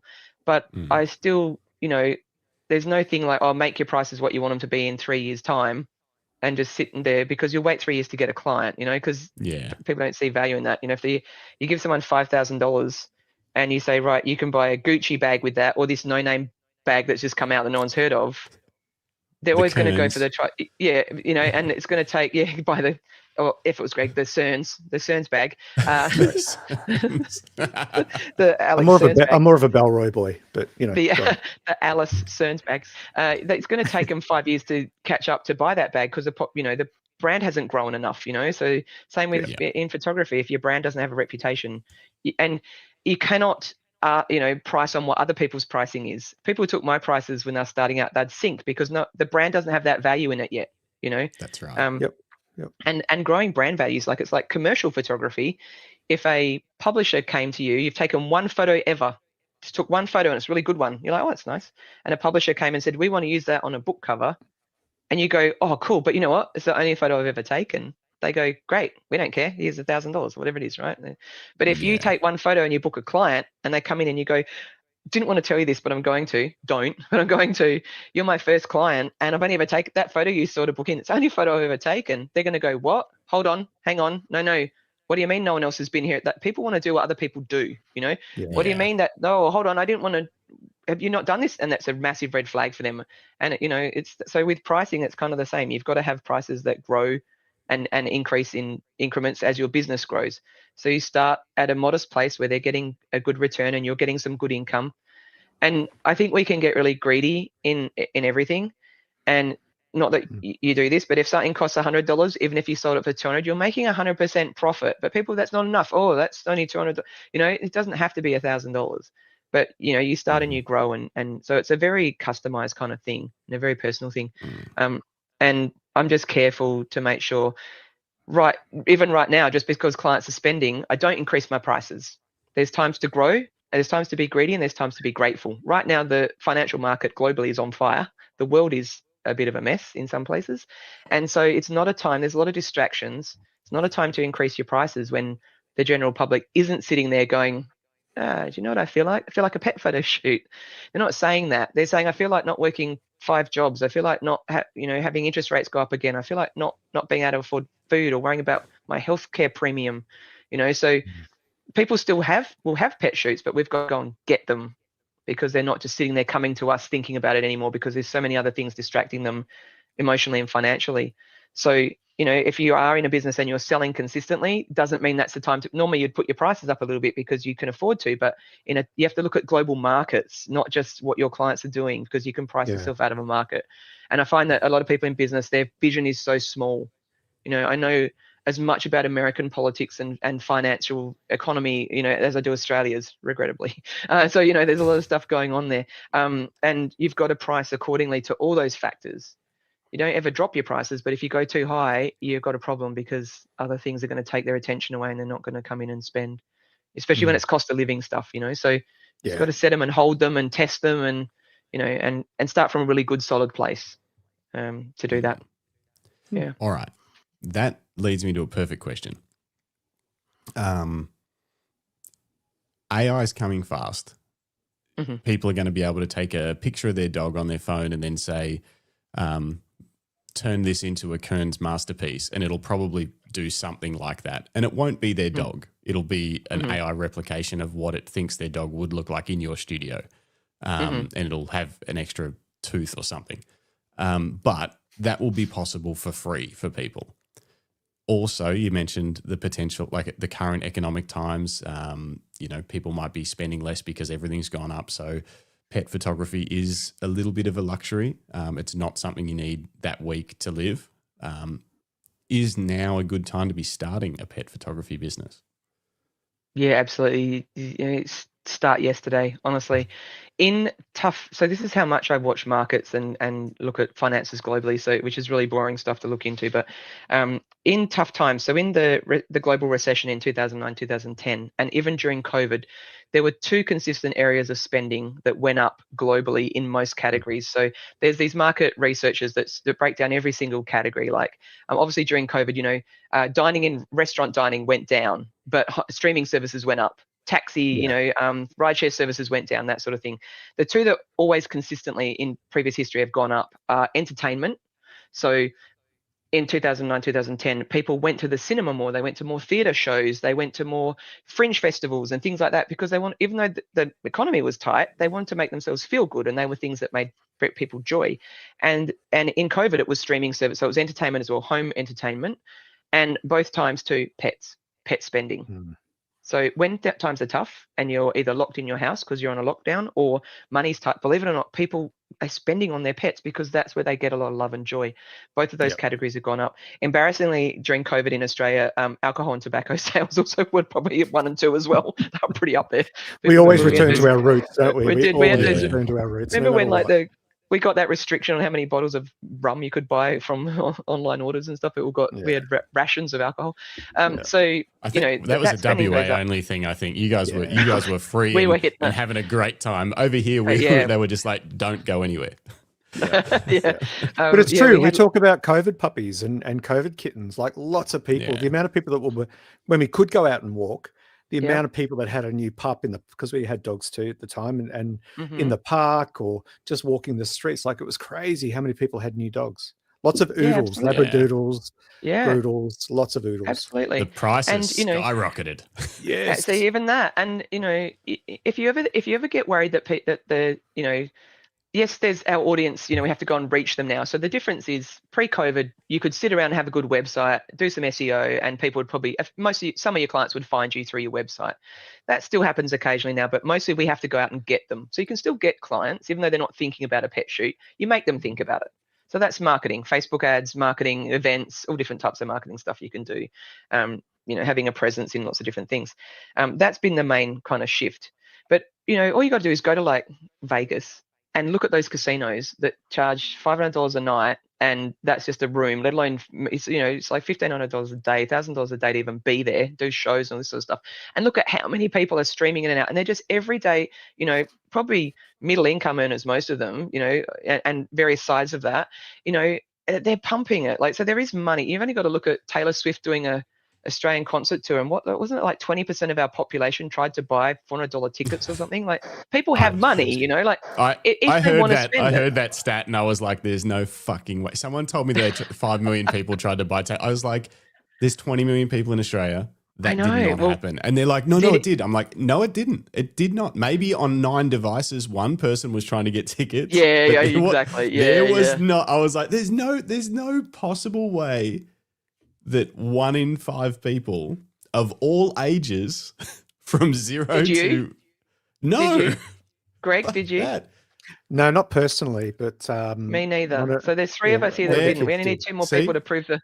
Yeah, but it's literally like 1 in 4. So we need 1 more person who's probably the one that bought one. They're the one that bought them. Yeah, okay. Well, we need a bigger sample size, but I do not. But you're right though. This is not to take away any of that. It got smashed by. Yeah. Hundreds of thousands of people desperate to spend happily pretty expensive tickets. Happily, absolutely. Yeah. So those sort of things give me hope. So you just start, and the best thing you can do is start, because honestly, if you're like, there's never a good time. I started in the global financial crisis.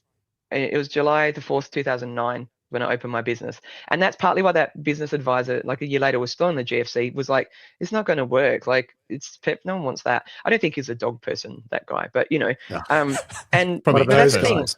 Yeah. Hey. if you like, he wasn't like, he probably had a cat and he was bejazzling its butt or something weird like that, some weird kink. Who does that? Thing. I know, it's dreadful. I can't believe it.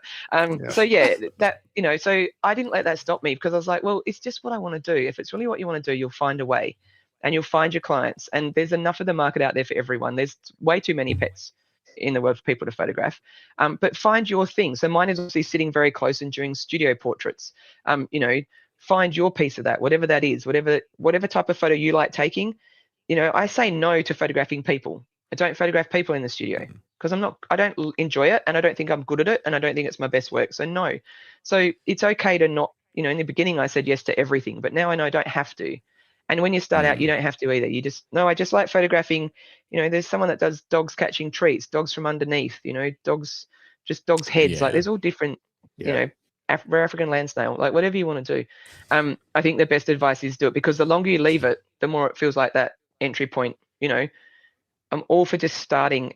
Just start, honestly. And most people, the fear of too many what ifs. Well, what if you don't do it? Then it doesn't get done anyway. So it's all redundant. It's wasted energy. If you want to have a crack, do it now. While you're not dead.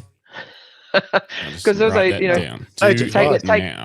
a turn now. But everything has an end date, and I think wish that people really understood that if you don't, you've got to hit it while it's hot. One day this ends, and if you can do it now, and do it, because life can turn, and just get it done. Yeah. It's my philosophy advice. There. I know. Just sage advice. Checking in with my wife did. My friends. Glenn Avender. Glenn Avender.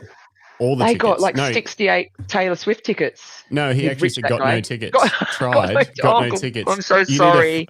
You need a faster internet connection, Glenn. I'm so sorry. I was just going to say you must be a millionaire. Sorry. It's really sad. Nope. Just so you know, though, the concert's available at the cinema. You can go and watch it there. Just a bit of a plug. Recently been have reviewed. You watched it? Have you watched it and reviewed it? You have? No, I haven't. No, I haven't, because Because why? Good luck. Loves Taylor Swift, but just not my vibe. No, I don't do any films that are concert recordings or like live stage plays that have been recorded. I just do cinema. Yeah. Not that there's anything wrong with that, but it's just my preference. There's so much stuff to watch that I just literally cannot. I try to watch most, but I cannot watch everything. So that was my excuse. You went to you saw it. Glenn Avender. He's done. Lynn Avender saw it. I hope it was a good experience. It only cost $12. Lynn Avender. And it only cost Glenn $12, not $400. So that's probably a good night out. Yeah. Go on Cheapy Tuesday, $12. Nice. We are gonna. Oh, sorry, Greg. You go. I got a lot of questions. Oh, if there's still business questions, then stay on it, because I Okay. wanted to derail and talk about workshops and BFOP, but that can wait. Yeah, okay. Let's end on workshops and stuff. Because I've still got on my list here, it kind of flows into it, is like gear that you're using. We'll do some Tamron plugs and stuff. Profoto. Is it Profoto? Someone? Yeah.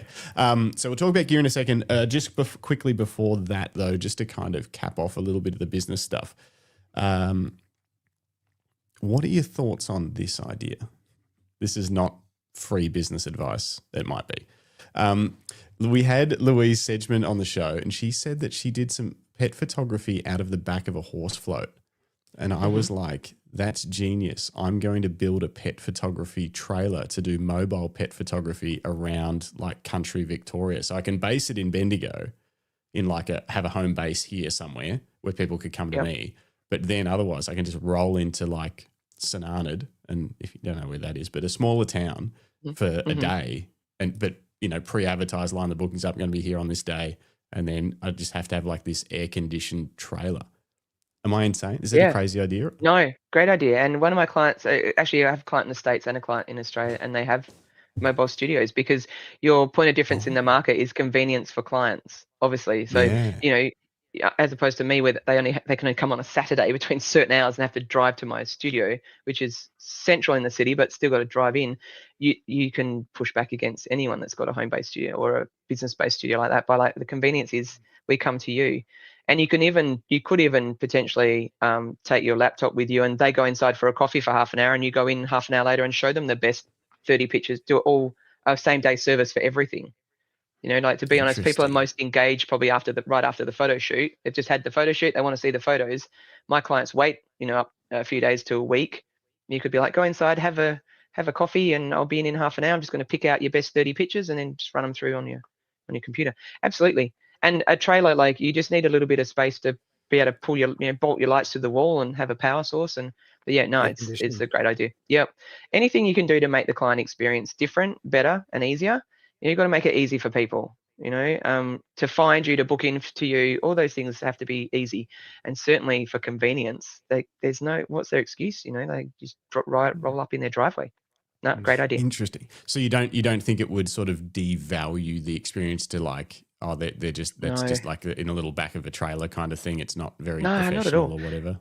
No, especially you paint it nicely, you present it nicely, and the photos, like, it's like I have some clients, and I started at a home-based studio, and I had a client that was a baby photographer, and she said, I feel a bit rubbish because the studio is like a little garden shed that we've converted. It's at home. And I said, what do your clients think? I said, what happens when they come? She said, well, they walk down the house, the garden's quite nice, and it's this. I said, does it look cute? She said, yeah, it's cute, and in there it's just got some props on one wall and the backdrop on the other and a chair. And I said, but what the clients say? They go, oh, wow, secret garden.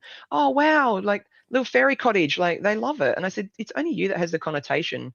Most clients haven't had a photo shoot experience, to be honest, unless they're a repeat client. They haven't. Most people haven't had a professional photo shoot of a pet or even themselves, which, you know, tells you how many people are out there and pets are out there waiting for photos. Like, if you grab 20 people in a room and said, put your hand up if you've ever had a professional photo shoot, you might get 2. I don't know what that statistic is, but it wouldn't be many. So they don't know what they don't know. They think they go, wow, this photographer has custom fit this trailer for me to have my photo shoot. Like, this is what they've created for us to be able to enjoy. And for our pets, it's air conditioned, it's safe because dog's not going to run off or whatever. Yeah, I think that's a great idea.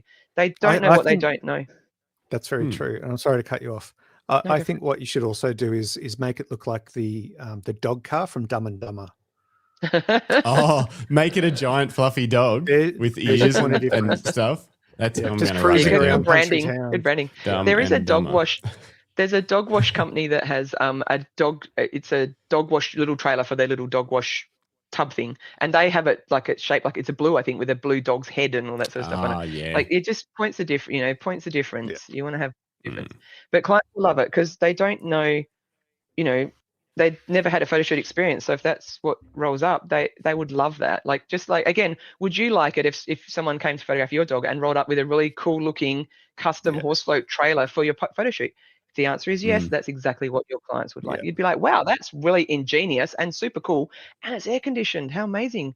And I get to go inside for half an hour and look at my photos today. I don't even have to wait. You could, you know, you do all of it in one one kind of appointment kind of thing. So yeah, I think it's a great idea. Okay. All Just right. need, like, you might just need to run it past a coach. That's all. Just, you know. Don't worry. If I decide to do this, you will 100% be in charge of subliminal what I do. messaging. Yeah. No, I can definitely, definitely, it's a great idea, and I can definitely help you streamline that process and get up and running. It would be very easy to do. Yep. Just got to do it. Just got to get horse float and fit it out. That's any work you have to do on that. Yep. Well, that's if the you easy build it, part they for will me. come. Well, if you build it, they will come. But if you, I was going to say, if you build it and you go to them, it's even easier. You know, like, it's even easier. It's yeah, genius. Exactly. Even easier than that. All right, now quickly, while we're on the topic of studio, so what gear are you using for most of your images, and then like let's talk studio stuff first, and then we'll talk a little bit about like when you're out on workshops and doing wildlife stuff and that kind of thing. But first, studio gear, like what are you running? So in the studio, I'm still using a Canon 1DX Mark II at the moment because I've always used DSLRs in the studio, and it's, to be honest, I've probably well done its number of shots that it can manage, and it's on its last legs. But so I still shoot with that. I just like, I don't know if it's like the weight thing or, you know, how it feels. I'm just, after 16 years of using that, that's kind of using Canon DSLRs. So I still use that, and I use a 24 to 70 mil portrait lens in there mostly because the focal distance on it is about an elbow length, so it's about a foot. And that's how close I sit from the animal. So I know that if I'm sitting here and the dog's back there a foot away, that lens will focus on their face, whether they're laying down, standing up, whatever they're doing. I occasionally use a macro or a 70 to 200 zoom, but that's only if I'm doing stuff for macro with insects or the venomous snakes and I'm further back, but that doesn't happen very often. Wildlife stuff I'm using, I just bought the Sony A1 II, and I love, I have the A1 original one at the moment, and I use mostly for outdoor stuff. I use a 150 to 500 mil Tamron lens because I can focus from a little bit over a meter away, and it's an amazing zoom, and it's great for things up close and things right at the back. So every time I travel, I literally now just take a 90 mil macro lens with me, the A1 or soon to be A2 body, and that 150 to 500 mil portrait lens, because a lot of this, I love the long end of lenses. So macro close, and then the zoom in close. So I like close stuff. So, on the wildlife section of my website, a lot of the photos are headshots. They're portrait photos of headshots of bird in a tree and stuff like that. So that's what I'm using those lenses for. I'm always using the long end of a lens and the close-up ends of the macro. Just what is close-up because it's a macro. But yeah, so you'll go on these trips and not bring a wide? No, I don't shoot wide. I don't do a lot of environment. Actually, I did an interview once on Radio National, and they said to me this, like, and normally the questions I get asked, which you guys haven't, but like, what do you like about dogs, and how do you get a dog to sit for a photo? It's the same, right? We don't need to ask that question. We know the answer. How do you get a dog to sit for a photo? You don't. Just do what they want. No, you just hold up a treat. Actually, the trick is your own pets are the worst for you, right? So my dogs don't do anything I ask them to, because I go sit down, they go no. I go come over here, they go but for you, if you go sit, they go oh, because like you're a novelty, right? And they're like, oh, I don't know this person, I don't know what I can manipulate, what I can push boundaries on, how I can get around them. I might get something if I do it. So they're always testing you, and so your own pets are the hardest to photograph. So I always have that upper hand, and they're the hardest to photograph from an external person in their own home. So that's why the trailer is a great idea, or an external studio is a great idea.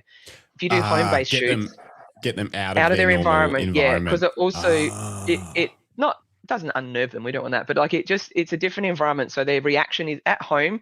They're like, look at me, this is my couch, I'm jumping on it, and I'm like, come down here and sit. And they're like, now I'm over here flying off the wall. I'm like, can you come? They're like, oh, this is my bedroom, and they're nuts, right? Because they're too familiar.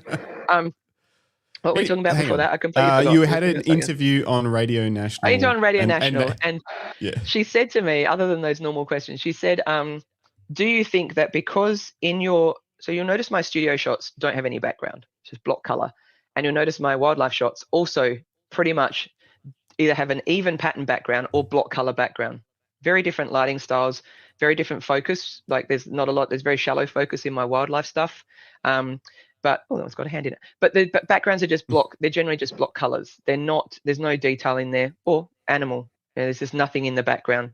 That for me is a lot of grass in a photo. So she said to me, "Do you think?" I've looked at your photos, and across the board, you remove environment, basically. And she said, do you think that by removing environment, you are reducing the importance of environment in relation to particularly wildlife? And I was like, oh, I love that question, because it gives me something more meaty to answer. And I said, actually, on the contrary, I think it makes it just all about the subject, which is what I want. I don't need people to see the koalas in a eucalyptus tree with leaves everywhere. I just want them to see that, bear cub or that elephant, just that subject. I don't want distractions in there. I think it's got its place. So I don't shoot wide because I don't want environment. I just want subject, and I want as clean a background as I can get, whether they're just bushes. That was in the Ubud in the monkey forest. I just want even kind of backgrounds, as even and plain as I can get. So the subject is emphasized. Beach, really simple shot to get. So I don't shoot wide for that reason. I did a shoot once for Australian Geographic on Christmas Island, and they said they wanted some environment in the photos. And I found that quite difficult. I've done a cover with them since then, but that was the only time I ever did a shoot for them when they wanted to, because I think we just both realized it wasn't the way I shoot. And I always go back to what I know, so it just wasn't kind of working for me. Actually, interesting in that photo, I've only ever done 4 black and white conversions ever for 4 photos. And so they've all done really well. You don't do them for your pet studio at all? No. Everyone gets color. I kind of have this thing, and I love, I judge some mono award categories and stuff, and I love seeing people's black and white photos. I don't like gray and white. I want strong blacks and strong whites, right? And to me, even this maybe is, I want that punchy color. And for a lot of animal stuff, I can't get it, and so I don't convert it. The 4 photos I have done, actually, I did a 5th one at BFOP this year of Mount Buffalo, when I was standing down at a property below Mount Buffalo, because again, I don't really do landscape, but I was photographing birds and a bird flew away, so I took a photo of a mountain. But they've all done quite well in awards, interestingly, but because out of, I have an image library of about 10 million photos, and 4 of them are black and white, 5 now with the BFOP one. But when I convert them, quite often they just look flat, especially studio photos. The background's already black, the dog's already white, say, but I don't want to make a brown dog grey, and I don't want to make a coloured bird grey or black and white. I think the colours animals come in are so beautiful that I like to showcase them in their full glory, I guess. So that's why I'm not a huge, for my own work, it just doesn't fit. Not a huge fan of it, because I love nature black and whites when people do them really well, but it's just not something that necessarily works for a lot of my photos. I think it's wonderful, Alex. Just throughout our interview today, you've made really clear what your boundaries are, where you will or won't shoot. You won't do environmental stuff because it doesn't work. It just doesn't feel like that's what you want to capture. I love that you've set up a boundary around that. Other people might flex and as a result compromise on the quality that the customer's getting, but you've set really clear expectations about everything that you do. And I don't know where I was going with that point. No, it's just gone. I just had a senior moment. It'll come back to you. I'll read some comments out because there's a couple of great ones here. So Lucinda Goodwin says, I like the lack of environment. It feels more fine art portrait. Yeah, I totally agree. Thank you. Yeah. And Paul Sutton, who I believe is also from Perth. That's cool. Says, I love it. Color is the way to go all the time. I disagree. Love black and white. I disagree. I love black and white when they're done really well. I really enjoy judging competitions, but I also really respect when people shoot stuff that I can't. I'm, if I'm ever judging an animal category, I'm a lot harsher, I think, because I know what a good animal photo 110% should be. When I judge other categories, I know what a good photo should be, but I also appreciate the talent and the time of stuff that's outside my own genre a little bit as well. So I know how hard it is sometimes to find a photo that really sings when you make it black and white. And some of the competitions I judge at amateur level, but honestly, their photos absolutely incredible. These people are absolute masters. Pictures of Sydney Opera House and amazing kind of architectural stuff that they're making black and white, and even some wildlife stuff from Africa. Amazing contrast in those photos, and that's what you kind of need. Color's just my preference. I just always want to show animals as their full true selves. And again, I really love black and white, but it's just not something I do for myself. I appreciate it from afar, from the people that are good at it. Yeah. Nice. Yeah. Here's another point that I want to start that I probably won't finish either. But when did macro come into your repertoire? I think I've had a macro lens since the start. So what I did at the beginning, like most of us probably do, I went out and I bought everything, right? Every lens. And then in about a minute, I was like, I don't need that 10 to 35 mil. I don't need that. And so, but I had a macro in there from the start. I just it's just how I use the zoom, to be honest. Like I use the zoom, as I mentioned, to get in close, and same for the macro.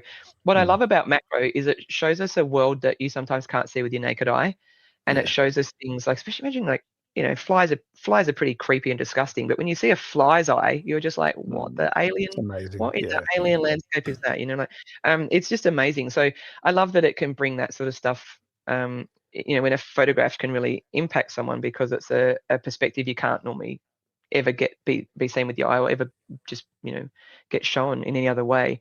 So yeah, I do occasionally, like, I'll photograph leaves and stuff, like it's nature based. Even though it's not environment, I will photograph a flower or a leaf, like I do, you know, especially if there's an insect on the leaf. Little things like that creep in now and then. But that's kind of pretty much the limit of it. But I just love, and I love I love focus that falls away, very shallow planes of focus for my outdoor stuff. And studio, I have focus all the way through, but you know, outdoors are just like a very thin plane of focus to emphasize what I want to show. And you can make, you know, I photographed these dew drops once in Tasmania with tiny balls of water on tiny little bits of grass, and it looked like a scene from Mars. The little plants were kind of red, and they had these white drops on them, and it looked just like otherworldly. And it was just a tiny little. I took some people to the Tarkine rainforest, and some of them were really active, and they wanted to go on this big hike. And I said, okay, you guys go and hike. One of the guides went off, and they hiked down the gorge. And I was like, oh, it doesn't really sound like, I mean, I watch films for a hobby. I'm kind of lazy. So I was like, I don't want to go and hike a gorge. I said, let's mark out a 2 square meter area and do macro. So the other 6 of us just crawled around on the ground for 2 hours in a 2 square meter area. Best idea I've ever had. And I photographed this little tiny piece that you would never guess had come from that. You know, when you're standing up looking at it, just looks like bits of bark and old crunchy old leaves and stuff, but when you get down amongst it, completely different world. So I just love things like surprises, I guess. It is interesting. I've recently taken up macro. Not long before BFOP, I got my first proper macro gear, and I got one of those Cygnus Tech diffusers and a flash and a macro lens, and it is interesting because typically I'm a street photographer, so I'm always sort of scanning at eye level, you know, and looking up a little bit for architecture and backgrounds. And then I pick up my macro kit, and all of a sudden I'm bent over and I'm looking at the ground like this, and people are walking past me through the park kind of, what's that weirdo looking for? Did you drop something, old man? You know, and I'm like, no, I'm just looking for plants and bugs. And it's interesting how it changes your perspective. Yeah. And all of a sudden you can become very conscious of what's going on at ground level. Absolutely. And like you'll see like a bit of old, like I remember once I was walking along a path, and there was this bit of old dead bark, and it had a spider web in it, the tiny little bit of like that, and the dewdrops were all on it. And normally you'd tread on it, you know, you would be, but like, you know, it's not something that was beautiful from up here. But when I went down close to it, all I photographed was the dewdrops, and it's just this whole black frame with these little tiny water droplets of all different colors. You know how you mix oil and water, the colors look really pretty. So it kind of had that shine to it because of the light. It was just amazing. I love that. But yeah, I have obviously all the lenses I use use Tamron lenses. I've shot exclusively with their stuff for about 11 years now. So every photo on that website's taken on one of those Tamron lenses. Because I find that, you know, how did it come about? How did you approach them? Did they approach you? How does that even happen? So about probably 10 or 11 years ago now, I won a competition. It was a photography competition for low pro bags. And I won a low pro bag, and the low pro distributor at the time was also the distributor for Tamron in Australia. And they wrote to me and said, oh, we need your address for this bag. They sent me the bag. It was a nice bag. I wrote back and I said, oh, thank you. Because I have this business thing, always say thank you. You know, people don't do it, always say thank you. So I wrote to them and said, thank you for the bag. And the guy wrote back and said, oh, thanks for the thanks. No one ever says thanks. So I knew that, right? Because like, you know, I was grateful. I got a nice prize and they paid for it. And so I waited about a year, and my brand was kind of growing. My social media was kind of growing. And I thought maybe I'm ready to be a brand ambassador. And I at the time I was using low pro bags. So I thought I will, I remember that guy, I thanked him and he thanked me. So he'll remember me. I might write to him and just say, hey, you know, I did. I wrote and said, hey, do you remember me? I thanked you and you thanked me back, and lots of thanks, big group hug. You know, would I be a good low pro ambassador? Just want to float the idea. And he said, oh, we have a few ambassadors at the moment, and we're not, you know, doing a lot in that area right now. He said, but you'd be a great fit for Tamron. And I said, oh, that's awesome, but I've just gone out and bought all these Canon L series lenses, you know, and you know, they have to do the same job. I didn't know anything about the brand at the time, you know, I didn't know anything about Tamron. And he said, Oh, absolutely. We're actually making a professional range, a super performance series range for professionals, and we need a professional to use them to show people that they work for professionals. And I was like, okay.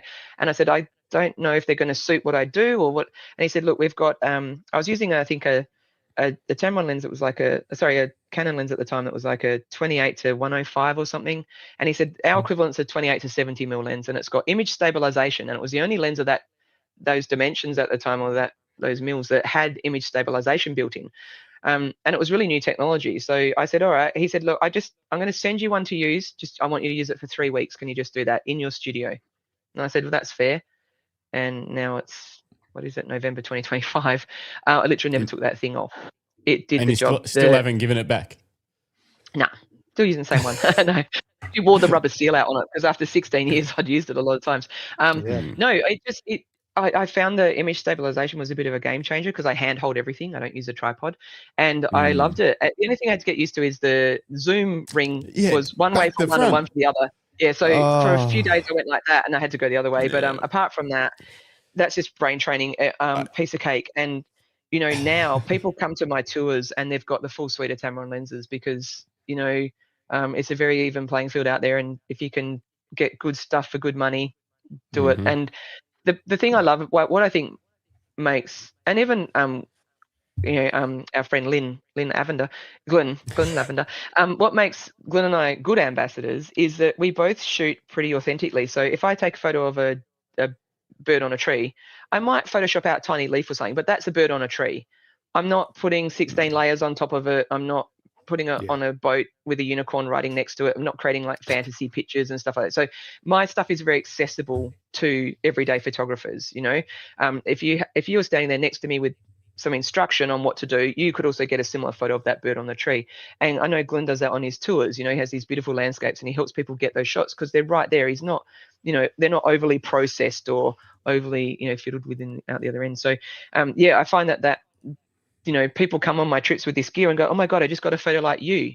And I'm like, yeah. And they're like, oh, wow, I did that. And I love those moments. I'm like, if it's just accessibility, the right gear and the right instruction, the right place, right time, and all those things come together, you can get those pictures with that equipment. So I love helping with that. I love that. And in general, 99% agree with what you just said. But I saw a photo on Glenn's Facebook the other day. It's probably AI. I'm like, there is no way this is a real he likes scene. to chat GPT. I'm bringing it up. I know exactly which one you're talking about. Okay. Is this? I saw it this morning. Like, that can't be real. He has to tell us in the chat. I thought you were going to talk about the Africa one that had a map of Africa in the background under. We'll check that too. Glenn, is this flight photo real? Is this real? I think that certainly the landscape is, and maybe there's an overlay of the bird and the balloon. And the balloon? Yeah, well, amazing. Apart from 2% of his work, because there's a lot of stuff in there too that is. Hey, just to be very clear. Forget what I said about him. No. And also to be very clear, I'm only bringing this up because it like instantly captured my attention, and I also have no issue if it is layers. What? See, he didn't let me down. Yep. See, he's mad talented. That is. Yeah. Please send us your raw file, but we believe you. I do want to see the raw. I do want to see the raw, Glenn. Because it looks like one of those things you see on Instagram that someone's clearly just gone into ChatGPT and they're like, make amazing landscape shot with balloon and birds, and because it's perfectly, everything's framed up and the birds are flying through. And anyway, actually, you mentioned AI before, and do you know what? Like you said, people can do the Alex Kearns treatment photo and stuff. I have people come in saying, my friends heard I was coming for a photo shoot. Look at these funny photos they've created for me on AI, but they still buy my stuff, right? Because they know it is not an Alex Kearns created photo. So I personally don't, maybe my famous last words, I don't feel threatened by AI. I don't feel like it's taking my job. I think my clients know the value of photographs. Their phone photos and stuff, if they're using a phone photo and putting that picture in a scene, it only goes so far. It's a bit of a laugh. They use that as a bit of a joke. It's just like, it doesn't matter how good video technology gets on camera. I do not shoot video because I have no interest in it or the aptitude to do that, right? But what I do hate is that photo of Glenn's that we even questioned, is that AI? I hate that we're in a world right now where we have to question, is the whole fake news, is this news accurate or not? Is this rubbish? Is it fact? I share a lot of memes on my personal Instagram page. I won't talk politics, but they're about politics, and I have to fact check them to even check if even politicians I don't like are actually saying these things or not, and or other people I do like, and the whole thing for me, it just frustrates me that we have to question, is this stuff real or not? Because I wish it was just all real, guaranteed, like it was a few years ago, and we didn't have to worry about it. And so I love that photo, even if that was a photo that was created in post, it's still an incredible photo. And I love it even more that it wasn't, because he's mad talented, and that's the proof. Exactly. Someone standing next to him could have got similar, maybe not quite the masterful shot that Glenn did, but, and I love that. Photography needs to be accessible to people. And I really value that. I respect photographers, but I worship surgeons and pilots. I don't fangirl over photographers because, I don't fangirl over talents in the arts. That's talent. It's kind of different to saving lives. So you got to keep it in perspective. I find, and so I respect people professionally, photographically, and I certainly love that photo. But I save that kind of, sometimes there's that adulation. Yeah, absolutely. There's a great Instagram reel in the making. Lucinda, who is she's the wizard of social media at the moment. I'm just trying to figure out how we can get enough money to pay her to do our social media. Says Glenn, that's a great Instagram reel in the making, showing the raw and then the processed image. Exactly. Just show people, strip it back and be like, this is what I took. And then I think that's going to be one of those things that it used to be popular because no one knew how to edit photos. So we were all trying to learn. And when people shared that, it was great. And then we kind of all learned how to edit photos, and maybe it's dropped off a bit, but now it's almost like, you have to do it to show. And same with, I did some YouTube videos that were just point of view footage of the camera. Like I had like a GoPro type thing on my chest and then me taking photos. And it's like, that's kind of one of the only ways now that you can be like, hey, I was standing here when this balloon came across and took the shot. Perfect. Totally. Whereas, other than that, there's not, it's really hard to, if people are like, that's AI, and you're like, no, it's not. And they're like, yes, it is. And then there's just two people yelling at each other on Facebook. And I also hate that we have to do, and camera companies are stepping up to this, which is great, but it shits me that we have to do the authentication of our own work. What should be in place is I don't know, regulations or processes for AI created art, that it has to be stamped to say somehow to say this is AI, but yet photographers are the ones that are having to prove that they're taking real photos. It's horrible. It's a horrible state of affairs. Absolutely. And I should just clarify in saying I think saving lives, people who do jobs like surgeons and being pilots are incredible, and photographers are also incredible. But in that, I don't have that fangirl thing with photographers, because I want photography to be accessible. I don't want people to even look at my work and go, oh, it's so amazing. I want to be like, but you can do it too. I want it to be open. And there are some photographers out there that if you took a photo of like Uluru, or they show you their photo of Uluru and you go, wow, how did you take that? What were your settings? They go, oh no, I can't tell you, because they gatekeep everything, or they want to be held in that esteem where it's all mysterious and difficult and complex. And I'm like, well, I'm not actually standing in front of Uluru right now with your eye, your vision, your camera gear, your settings at that moment in time. I'm not going to go and steal the photo. I can't go and steal that image. You can't steal other people's photos.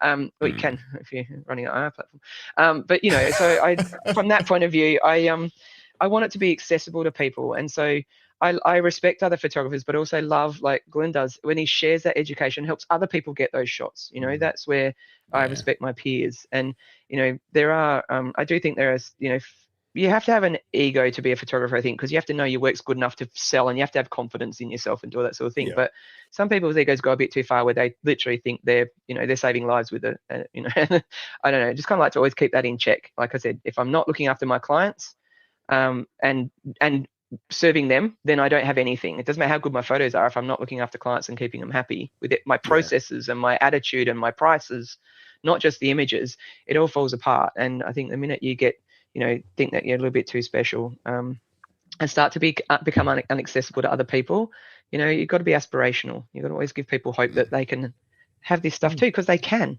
People can. Taking photos like I don't tell anyone, but taking photos the way I do, it's not that difficult. Just need a bird on a tree. We'll keep it between. I think I think it's really important, spot on, to keep your ego in check and not think that you're too special. But in saying that, this is why this is the greatest podcast in the history of photography podcast. So Glenn has just posted the raw to the Facebook thread, and we can pull it up so we can actually check it out. And this is why going live is so amazing. Wow. Even that looks amazing like that. So there it is there. That's the raw shot, which may also have been created with AI. We have no idea, but I'm going to take his word for it that this is the actual. This is the actual. Glenn's just on ChatGPT. He's like, make a raw version of this shot, and it goes, oh, sure. Okay. So I'm not going to check it. Okay, so it looks like it's been cropped and then converted, and that's it. I actually like the raw looks sweet too. They both look great. Yeah, That's amazing. I love that. Yeah. So and photography is, yes, it's a combination of time, place, circumstance, and gear, but it's also the vision. So Glenn is standing there waiting for those elements all to fall into place to push the button. So if someone's standing next to him, he's helping them do that too. And I just love that. I love when people choose to teach and share knowledge, and you know, it's about community, which is exactly what BFOP was about, Greg, wasn't it? Like community, you know, sharing knowledge and workshops. That's the biggest takeaway, I think, from BFOP, is that it is all about community. Everyone is interested in making sure everyone else is having a good time, that they're learning, that they're gaining something, that they're supported. And that's why, you know, I've been talking to Matt and Nick from BFOP, and I'm writing some articles for them. And one of the things I keep coming back to is that everyone wins at BFOP. Mm-hmm. Not that it was a competition, not that it was the winners and losers. It wasn't that sort of environment, but everyone just walked away with something that elevated them. Cabbage. Mild electrocution. If you know, you know. But speaking of BFOP, beautiful segue, Alex. I thought you've done this before. You were also an instructor at BFOP, as well as there with Tamron Australia. Was that your first BFOP, or have you been doing these for a while now? No, that was my first one, and first one. I only heard about it because in the West we don't really hear about BFOP a lot. I think because it sells out so quickly that you know the repeat offenders keep booking and book it up so quickly because it's amazing. So it doesn't really extend all the way out to the West necessarily. It doesn't need to. It was also the first time I'd met Glenn, which was lovely. And we had a house. There were 4 of us there from representing Tamron, 2 awesome members of the Tamron team as well. But then we had a little house, and it was such a cool experience. I've done a lot of conferences and, you know, things like that, workshops and stuff like that in the past all over the world, but not where it is just workshop based. No one, like I've always said, wouldn't it be great to do a conference where instead of you have to choose, there's 3 different rooms going at once and you've got to pick and choose what to do. You just do the same, like everyone has this option, like everyone does everything, you know. And BFOP was kind of a little bit like that for me. I know there are workshops crossing over, but you either did workshops or you're in the main arena listening to the on-stage talks. You weren't necessarily forced to do this opening keynote for 2 hours and then, you know, listen to 16 other talks ad nauseum and all this sort of stuff. You know, it was, you could basically go out and do workshops. They were running all day. I think there was 80 workshops or something, wasn't there? There was a huge amount of things happening. It was a lot. It was crazy. And that's what people want. It was all hands-on education, I guess is what I'm trying to say. So I love that. And if you wanted a break, you sat in and listened to a talk on the main stage, whatever was rolling through. But otherwise, it was all just hands-on. And people were trying all sorts of different things they wouldn't normally do, which I really like too. Like people that were wedding photographers were having a crack at the bird stuff, and you know, people that normally photograph people were doing macro and it was dogs, and you know, it was really cool. Yeah. So the way it was set up, I really liked the way it was run. Yeah. And of course, you got a new belt at BFOP. Right. I got a new belt. Taken off, and pants going to fall down if I stand up now, so I won't do that. I loved it. You know, what I noticed was the people it attracted. I didn't meet a single one who had a bum face on, the single one that was angry or upset. I just felt that everyone was there to have a good time.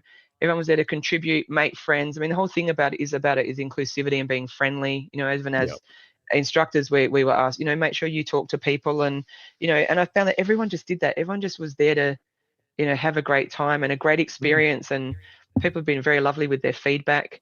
And I hope to get asked back again next year, putting the screws on Tamron for that. I've already got some ideas, but come on, Tamron. Hopefully they're all good. They'll look after us. I think Glenn's been to a few BFOPs before, so he kind of helped. I was going to say he helped show me the ropes, and I realized as I said it, that's a lie. He probably more led me astray. But it was great. It was just a really fun team to be a part of, and you know, the Tamron team and the ambassadors are really down to earth people, and again, just approachable, and and I'd get along with everyone else from the other brands as well. I made some great friends at BFOP, because it's just, there's no competition there. There isn't even, it's like, winner here, have a t-shirt, and it says whoever can catch it. So if you can catch, you'll do well, but there's no I kind of there wasn't whose photo is the best out of this photo exhibition. There was a little prize for a photo challenge, but there wasn't, but there was no grand first, second, and third in submit images a month before, and they've got to print them, and now we've got to vote on them. And there was a photo 5 challenge where someone won, because that was a little thing that people did within the group. But it just didn't pitch people against each other. Not that competitions do that, but there is still an element of, if there's a winner, there's always someone that doesn't win that sometimes feels that. So I really liked that. It was just very inclusive. I think so too. Bruce Moyle says, I'd love to know if anyone's been to BFOP over the years that's has discovered and changed their photo journey in a massive way, like changed from portrait to landscape 100%, etc. That's a good. We'll start putting that out there. We'll see if we can find someone. Well, I think it's a good time for me to announce, moving forward, I'm just going to take portrait photos of people in toilets. Nice. That's what Glenn does. Yep. And I want to be like Glenn when I grow up. So that's what I'm going to do moving forward. There's definitely a market for it. The portraits are really nice. And the people didn't seem to mind that they're in the toilet. So people fine. It's a novelty. Even the police got involved. Exactly. Yeah, right. Everyone, that's it. Yeah. So I think there's actually untapped market there for just local toilet blocks. Toilet portraits. Yeah. Got to be careful how you advertise it, but That's true. Yeah, that's true. You got to set some boundaries, some rules around it. Clear boundaries. But no, that's a really good point. Because a lot of people there, I found with the BFOP audience too, they wanted to get stuck into the taking photos, so that a little bit of chat about what to do, and they just wanted to practice their skills and on different subjects. And again, they weren't necessarily out there then going, I've got the best photo in the world that's going to win a competition. They just want to have fun doing it. That's the thing. It was fun based, not necessarily outcomes based. It was just do a lot of things and have a really good time and get some photos that you're happy with. That was, I love that. It was just kind of free and easy with that. And it was all about fun. It wasn't like, what's your best BFOP photo? We're going to give you a there's none of that. It was no pressure on anyone. You could just play and have great photo or not great photo. I took some duds. Oops. We were photographing birds, and I was on a spray and pray mode, and sometimes they fly out of your shot because they're jerks. I just love that there was no it wasn't competitive. It was all based on fun, and it was just all about being in the moment and just trying new things, and everyone was up for that. So it was very different to anything I've ever done before. It is very unique, isn't it? Yeah, totally, absolutely. And compared to the just classroom conference model of 2 or 3 rooms running where there's just talks, and there isn't freedom to move and freedom to take photos and just sitting there listening for hours on end, day in, day out. That's the kind of model I think that maybe getting a little bit, I don't know, just not old, but it's a lot, and really it just told me that people just want to take photos. The photo workshops I do, sometimes I worry, we're in a beautiful house with some birds in the garden, and I'm like, is there enough here for people to photograph? And I'm like, there is, because there's just nature and birds. People are happy. Just got to get them things to photograph and then help them with how to do that, and photographers are very easy to please. 2 square meter of area, they'll find it fascinating if they have a task and see it through different eyes and, an agenda of what to look for. I find that really cool. One of the other big takeaways for me from BFOP, probably more on a personal level, was about the experience before leading up to taking that photo. What got you there, what inspired you to go to that spot, what led you to choose that workshop or hike that mountain, and how was that experience for you? And it really hit home. I was talking to Mika. I was in the gallery in Bright, and she was talking to me about one of the majestic landscape shots that they've got in there, massively framed one. I think it was one of their recent award-winning ones, and she talked me through the story of, Matt and I had to get up super early, see that road down there, our car's parked just out of sight. Those footsteps are ours. We were the first people on the mountain. It was that whole experience that she went through that people often miss when they see the finished product. They say, oh, well, that's a great landscape photo, but they don't see the journey and the effort and what it took to pull yourself out of bed at 4 a.m. and put on 3 layers of clothes and a 50 kilo backpack and hike a mountain to get that shot. Like, we lose sight of that all too often, especially as we doom scroll through image-based socials. AI. And I think AI, and I think the BFOP really taught me more about that experience. Because people were coming back and telling us about the experience, not the photo. Yeah, People absolutely. were talking about their time on the mountain and freezing their fingers off, and and by the way, we sell gloves. That whole experience was far more valuable. Yeah, we do. That experience was far more valuable than the photo they'd only seen on the back of the camera. They haven't even looked at it properly yet. And I think it's really important. Bruce is spot on. That's why photo podcasts were invented, so we can tell those stories. But also, that's literally where the name for this podcast come from. Was that I believe you can live a more fun and interesting life with a camera in your hand. It'll lead you on adventures, whether you end up with a beautiful photo or not. It teaches you to see more, I think. I think when you've got a camera in your hand, you're looking for photos. And I don't always take the photos, but I see photos everywhere. Like sometimes I've just got my phone but you have your eyes open, I think, to more beauty. I know there's that thing too, that if you're on like a whale watching boat and you spend your whole time looking down your lens, you're missing the experience. But I'm actually having just as much of the experience through my lens. Like I don't necessarily agree I miss out by not looking, with my eyes with nothing in front of them. But it teaches me to see more, and it certainly makes me more open to my environment, more aware of the little tiny nuances of it that might make a nice image, or the bigger pictures of it, that I would have stood next to Glenn and watched that balloon float away, but I would have been trying to zoom in on one of those birds, that's another thing I love about it. You can put a can of Coke on a table and give 10 photographers a camera and they will all photograph it differently, so that's why there's that thing. Sometimes people feel like every photo's been taken. How am I going to stand out? Just put your spin on it. You just do what you do intrinsically, and then that's enough, because no two photos of the same subject are the same. We all interpret stuff in a different way, and I love that about it too. It's infinite, the possibilities of photography. And then the cool thing is one person will have an absolute standout image that no one else could have imagined, and then the other 9 photographers will be like, "Oh, I could have done that photo. I could have.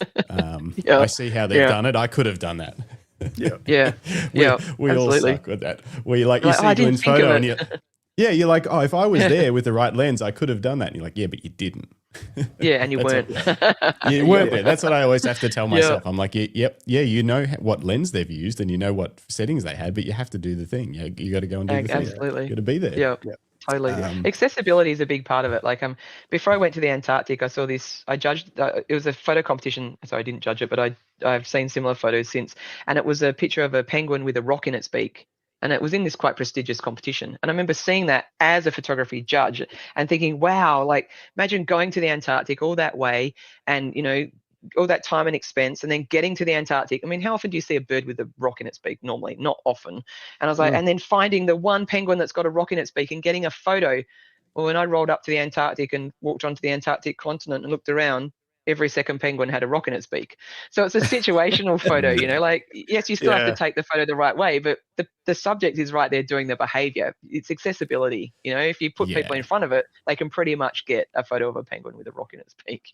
So a lot of photography is that too. It's that's why we travel so much and we all invest back in this thing that we love to go and see stuff. Was Antarctica a tour you were running, or did you just go on a holiday? I did. So you led a tour. Yeah, to the Antarctic. Cool. Yeah. Tell us about it. It was pretty cool. It was incredible. It really is unlike anywhere else. Yeah. I'll just say we're caught apart. Like it's 2.25 hours. So if you have to go, just say if we're keeping you fine. from I'm only work. going to the hairdresser later, get new hair. No, I'm fine. And then I'm going to a movie. Funny enough. It was amazing. I mean, I've been very blessed through photography to travel to all 7 continents of the world. So I did Antarctic tour about maybe 8 or 9 years ago now, and it was just amazing.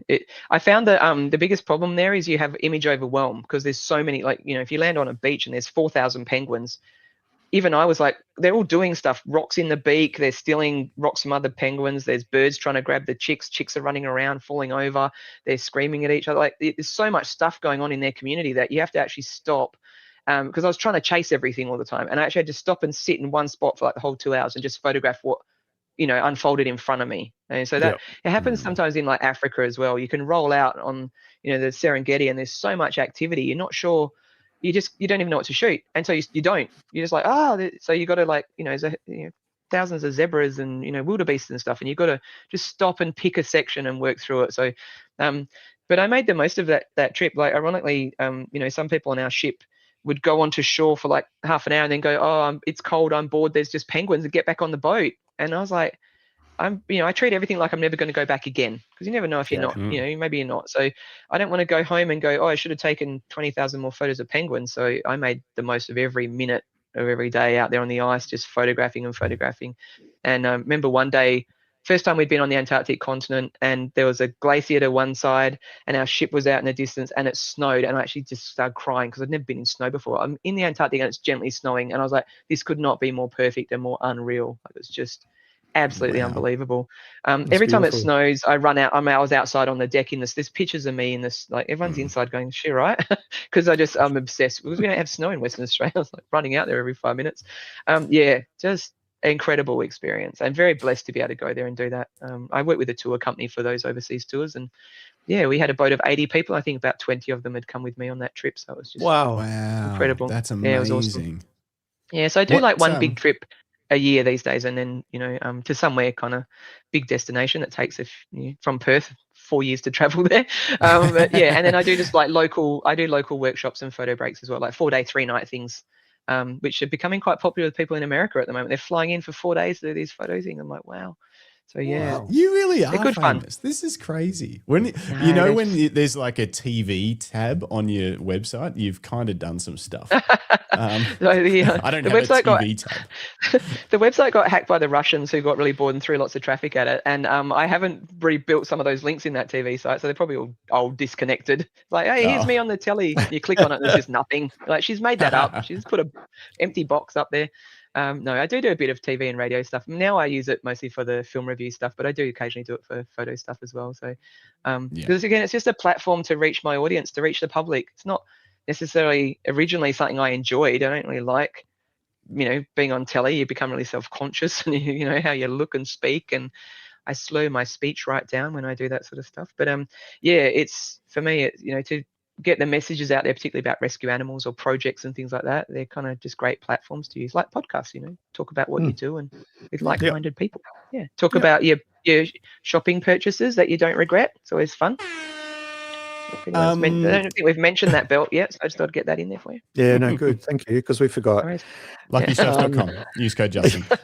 If someone's interested in going on one of your trips, where's the best place to go for that? On the Houndstooth Studio website, or if you had my very offensive, obnoxious email footer, it's actually a Facebook group. Yeah, you can go to Houndstooth and just flip me a message, or there's a Facebook group called Down to Earth Photo Breaks, and that is the group where that's all my free photo workshops, photo walks on. Like, I'll post a copy of this interview in there. Like, that's where I post all that stuff. So Down to Earth Photo Breaks, and then the pet photography or any business stuff is the Pet Photography Coach is the Facebook group for that, and I have a website for that as well. But I will post my email footer in there somewhere. There was a question here from Paul Sutton. Do you offer mentoring services so I can bring my skills up to yours? And that's a great question. Is your mentoring, because you obviously do, but is it more about business skills? Is it also photography skills? If someone's purely just like, I want to become better, do you do that as well?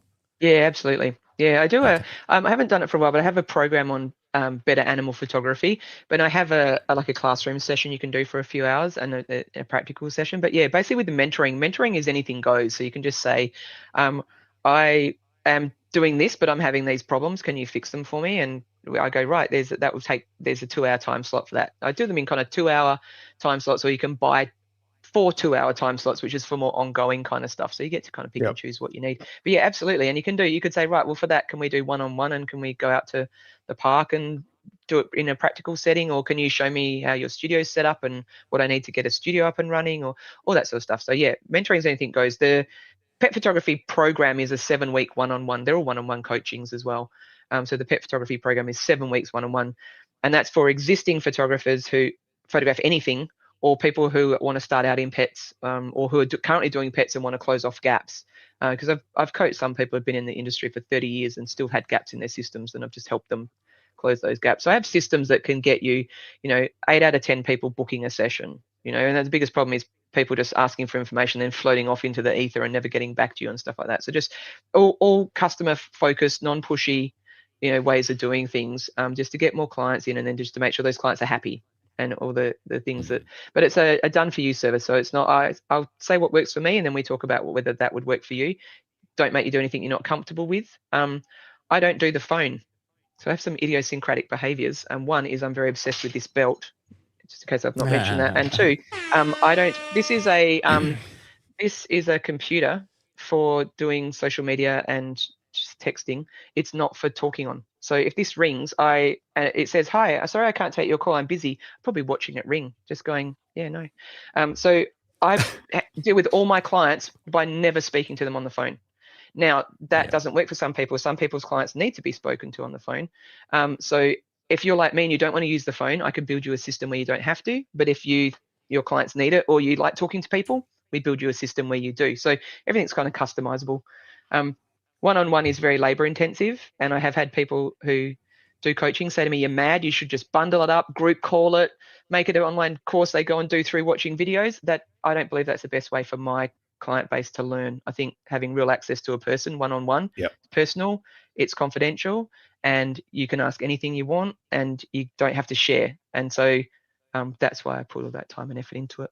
It's what I prefer. It's how I like to learn, so I do that. Same focus as the pet photography. What's best for my clients is best for me. At the end of the day, yeah, absolutely. I love that. Very cool. Very, very cool. Glenn says never answer a phone. Bruce says because it could be Glenn. It could, exactly. Glenn rings me all the time. I'm like, I wish I knew how to block. I'd be like, "Oh, he's doing that AI thing again. He's got an AI program that rings me in his voice. It's not even him. He's like, 'Hello, it's Glenn.' I'm like, 'It's not. It's a computer.'" It's not.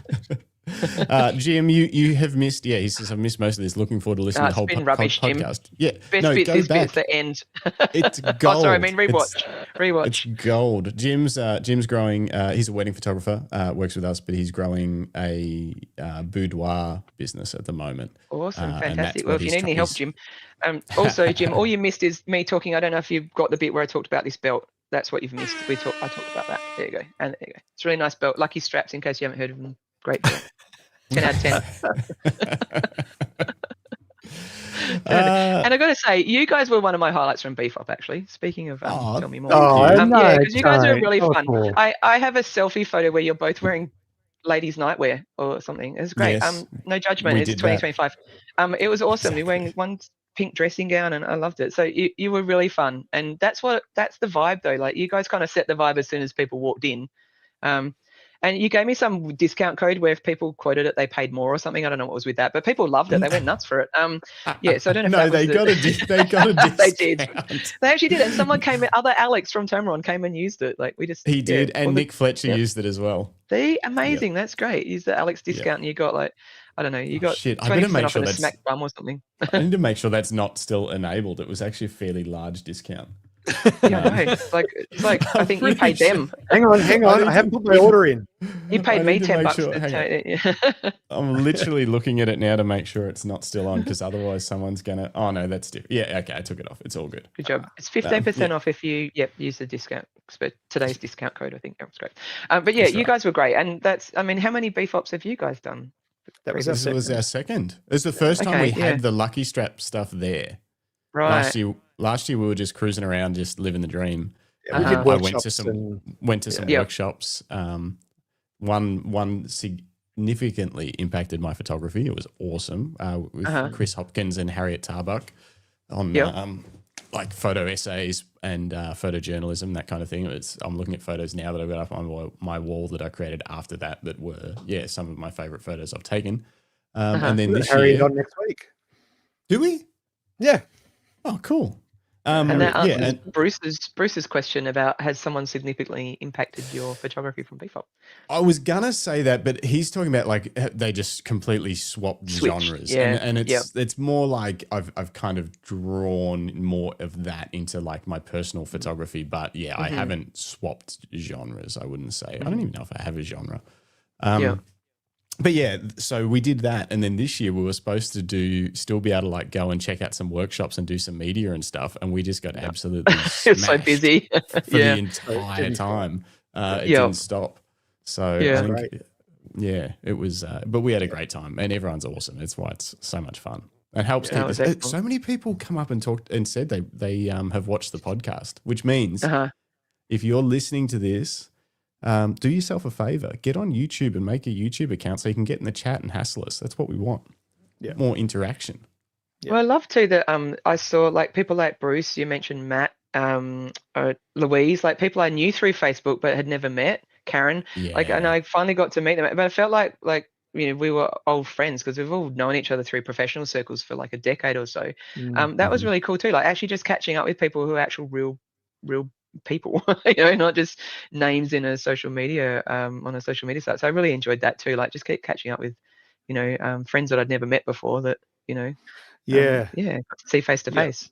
It's nice, especially being in the West, because we do sometimes feel so far away over here. Like I said, you know, news of the conference didn't even spread this far because it's so popular and so booked out that it's not like, oh, thanks, Bruce. I like to. I remember ran up, gave Bruce a big hug, and he's like, "Who's this crazy?" I was like, "Alex." He's, "Oh yeah, okay, yeah, cool." But you know, because everything books out so quickly, and you know that. It's not like, you know, BFOP has to go around saying, got 100 tickets left, let's promote in every state, you know what I mean? So, yeah, I can't believe I hadn't heard of it before. I mean, you know, I thought I had a finger on the pulse of most things that were happening in photography in Australia. The fact there's 600 people there and it's so awesome, you know, I'm just really glad you know, Tamron put it on my radar, and I don't want to let it go again. You know, I want to make sure I'm there next time because I'll have massive FOMO if I don't get to turn up. It seems to be, and it seems to be one of those things though too that they like Matt and Nick saying that if it works, and obviously it depends on Tamron and all that sort of stuff, and I'm sure it costs some money to be there, but they try once someone's kind of in and does a good job, it's like they want to keep them there as many years as they can because they know it fits and they know everyone was stoked with the workshops and which I think is what helps keep the vibe rolling year to year. Like imagine if all the presenters changed every year, how it wouldn't have as much continuity, especially, you know, you got people like Bruce, you've got people like Brendan Waits, Cameron Photo and Ocean Grove rocking in every year. G'day guys, I've had you on the shop this morning, been flat out, but this is such a great chat. Was hoping to catch up with Alex at BFOP, but got too busy BFOPing. See you next year. Yeah, exactly. Definitely see you next year. Absolutely. Which feels like it's like 5 minutes pretty much is going to be next year. So see you soon. See you very soon. Yeah. No, it'd be great. Fast. I'm looking forward to it. And it is a totally unique experience. And you know, if anyone's listening and they missed out on tickets, just next year be ready for when that public release of what's left comes out, because I can't express enough how just what a cool event it is, how fun and inclusive it is. Everyone gets to be themselves. It was very accepting. There was just absolutely, it was just a really safe, fun space to be in. I really loved it. Yeah, absolutely. And it's just all about cameras and fun and photos and stuff. Everyone can nerd out with each other. That's what's cool about it. And the sales, oh my gosh, some of those sales were unbelievable. Like the specials that just, the deals were out of this world. Like were not Tamron doing good deals, were they? Yes, they always well, they always started a good deal place to start with. They're already good priced gear for well. good price. Yeah, good gear for good price is a good exchange. But absolutely. And they had some of their the Tamron guys had some of their other brands there as well that they were repping. I came home with some a bag and like, you know, they just, you know, because you just want all the things, you know, it's not necessarily the cheapest hobby to have, but a belt. I mean, this, you know, it's like I can't remember. I did get a discount, got a discount on that, but yeah, that was one of my favorite things because you got these guys belt shamed me. I was wearing a Target belt and it had stretch, so it wasn't looking very good. So I had to upgrade my belt. No, but when you took it off, I got belt shamed. It was kind of like it kept its shape. It did. It was quite embarrassing, but you know, so I got belt shamed, and then I was like, well, I'm going to do something about that, so I'll buy a belt. But this will literally, you know, make sure this is on me the day, you know, my burial. I'll be like, I don't care what else I wear, just make sure there's that belt. It'll still be fine, just good as new. I don't know if you're making them so good that I don't know how you're going to constantly, you know, resell to a client like me, because unless something goes wrong with it or you might need to black belt. What if you need a brown one? That's the thing. You need the colors. Different colors. Yeah. But that unfortunately it will last a long time for us. I was going to say, you know, iPhones are great, but they make their batteries die after like. It's clever, right? Smart. I don't know if we get sued for that, but so you got to buy a new one every year. So what, you know, but that's how they keep, because otherwise you'd keep your phone for 100 years. But just to do social media on. Oh, thank you. Speaking of social media, you, Lucinda, you can be our social media girl for 2026. We'll talk. Let's talk. Let's see. I don't know if I don't think we can afford you, but if you're willing to work for free, no. I'm kidding. Don't work for free. Charge them No, double. Oh no! Don't do that. Charge them Sorry. half. Sorry. Use the discount code of. Absolutely. What else? Anything else? What else? Yeah, well, we need to know about the zombie apocalypse kit. Oh, yeah, that's true. I feel like I could guess it. Well, because, you know, we always talk about what if you just had to pick up one camera and one lens, this will be tough for you, I think. But one camera and one lens to document the end of the world, whether it's a zombie apocalypse. Are you a zombie movie fan? I watch everything because I've decided I'm a fan. Yeah, I do quite like. Yeah, I don't like horror necessarily, but I do like zombie films. Yeah, I like 28 Days Later, that whole series, and yeah. Oh, that was good. Yeah. What do you think about World War Z? I thought it was okay. It was quite a while ago, so I have a really bad memory. I thought it was the alright. Brad Pitt one? Yeah, where they were trying to get up the wall, and I thought it was good. Yeah, and it had an epic score. The guy Matthew Bellamy from Muse did the score for it, and and that's what you can tell if you watch it again and you're familiar with the band Muse, you'll be like, yep, wow. I actually had it. And I had access the other day. I'm not bored just scrolling on my phone because I'm sick of the chat. I'm just like, hey, talk amongst yourselves. I actually just watched the film the other day. I watched it in advance. It comes out in February next year, and it's called We Bury the Dead, and it's an Australian zombie film filmed in Tasmania. And really? It was actually quite. What scored it? I gave it 8 out of 10. So there's a hot tip. It's not even able to be. The review is embargoed until next year. But yeah, We Bury the Dead. I really enjoyed it. It's a very different sort of zombie film take that I really like. Filmed in Tassie. It was really cool. So that's my hot tip for zombie films. Yeah. But so I do like zombie film genre stuff. Yeah. Okay. And you reckon it was that good? Is it like, is this like it's good for a low budget movie, or is it, no, it's good? I'm just going to read. I've written my review that I cannot reveal, but I'm just having a look. Well, I liked that. Oh, yeah. I'll tell you something about it. I'll tell you one thing about it these people obviously turn into zombies, but they do this thing with their teeth when they turn, where they're gnashing their teeth together, and like their teeth are exploding the sound is so visceral that every time they did it, it gets you. It's just, which is great. But yeah, it's just like they're literally grinding their jaws and their teeth are like getting impacted, and it's full on. Oh, there's a couple of lads like that down on Chapel Street. Yeah. Like, they might be extras. Yeah. And what I liked about it is it kind of, the sets were kind of similar to how I like to photograph. They were it didn't feel necessarily low budget, but they're very just minimalist, stark backgrounds and stuff like that, which really appealed. The way it was filmed was really, really cool. And the plot was decent and acting was decent, and but a different take on what the zombies did. You know, normally zombies are brain eaters, and it was kind of a little bit different on the way they behaved. But yeah, it was a cool film. Wow. So, yeah, okay. Look forward to that. I love how it takes so long for movies to come out. I can't believe, so you've seen it and it's not out for 6 months? So a whole chat for another day. But yeah, because it was a good business lesson. You know, for about 2 years ago, I decided I watched a lot of films and I love cinema. I missed the movies the most during COVID lockdown, being no offense to family and friends, but I missed the movies. And I decided I wanted to write down. I was writing little film reviews on my personal social media, and people liked them. So I thought I'm going to create that as a public platform. So I started reviewing, and it's now just become an obsession. I literally, like I said, go to the cinema 5 to 11 times a week. I think I'm there 3 films. I'll do a 12-hour shift at the movies tomorrow, back-to-back films. I review at least something every day because I watch streaming. I have every streaming platform. I watch multiple shows at once. That's insane. And I try and jump on stuff straight away. But I get a lot of, because of that, and because I've done it consistently, I'm now considered a professional film reviewer, even though I don't get paid for it. Get a lot of free stuff. So I get a lot of free tickets to films from the studios and the PR companies. And I get a lot of extra free tickets. So I run a film club as well in Perth. And since March, I saw that. Yeah, they have now, I just did a recount again the other day. Since March, film club members have been to 540 films. Whoa. So I don't just want to take free stuff. I want to bring people to the movies, you know. So it's been kind of cool. Yeah. But does that, so you make $0 from, there's no like way to make money from doing this really? No, and how I saw that film is I get sent screener links. So I get sent advanced links to watch online, which is not always what you want to do. You don't want to watch a Marvel film necessarily on your computer, you know, or your laptop or whatever. But I was judging a film competition and it had 40 Australian films in it, yet some are yet to be released. So that's how I was doing that. But no, it's not. As I said, it's a part-time unpaid job that brings me no monetary reward, but immense joy. Because for me, because I am so busy, the only time I can't be texting and messaging on my mini computer is when I'm in a cinema. Your phone has to be turned off. When I walk into a movie theater, that is when I'm the least stressed. All my stress falls away because no one can find me for a few hours. I can't be on my phone, and I pay $15 to watch something that costs 200 million. I think I'm getting the better deal. And just like you might have 3 cups of tea a day to chill out, I go to 3 movies.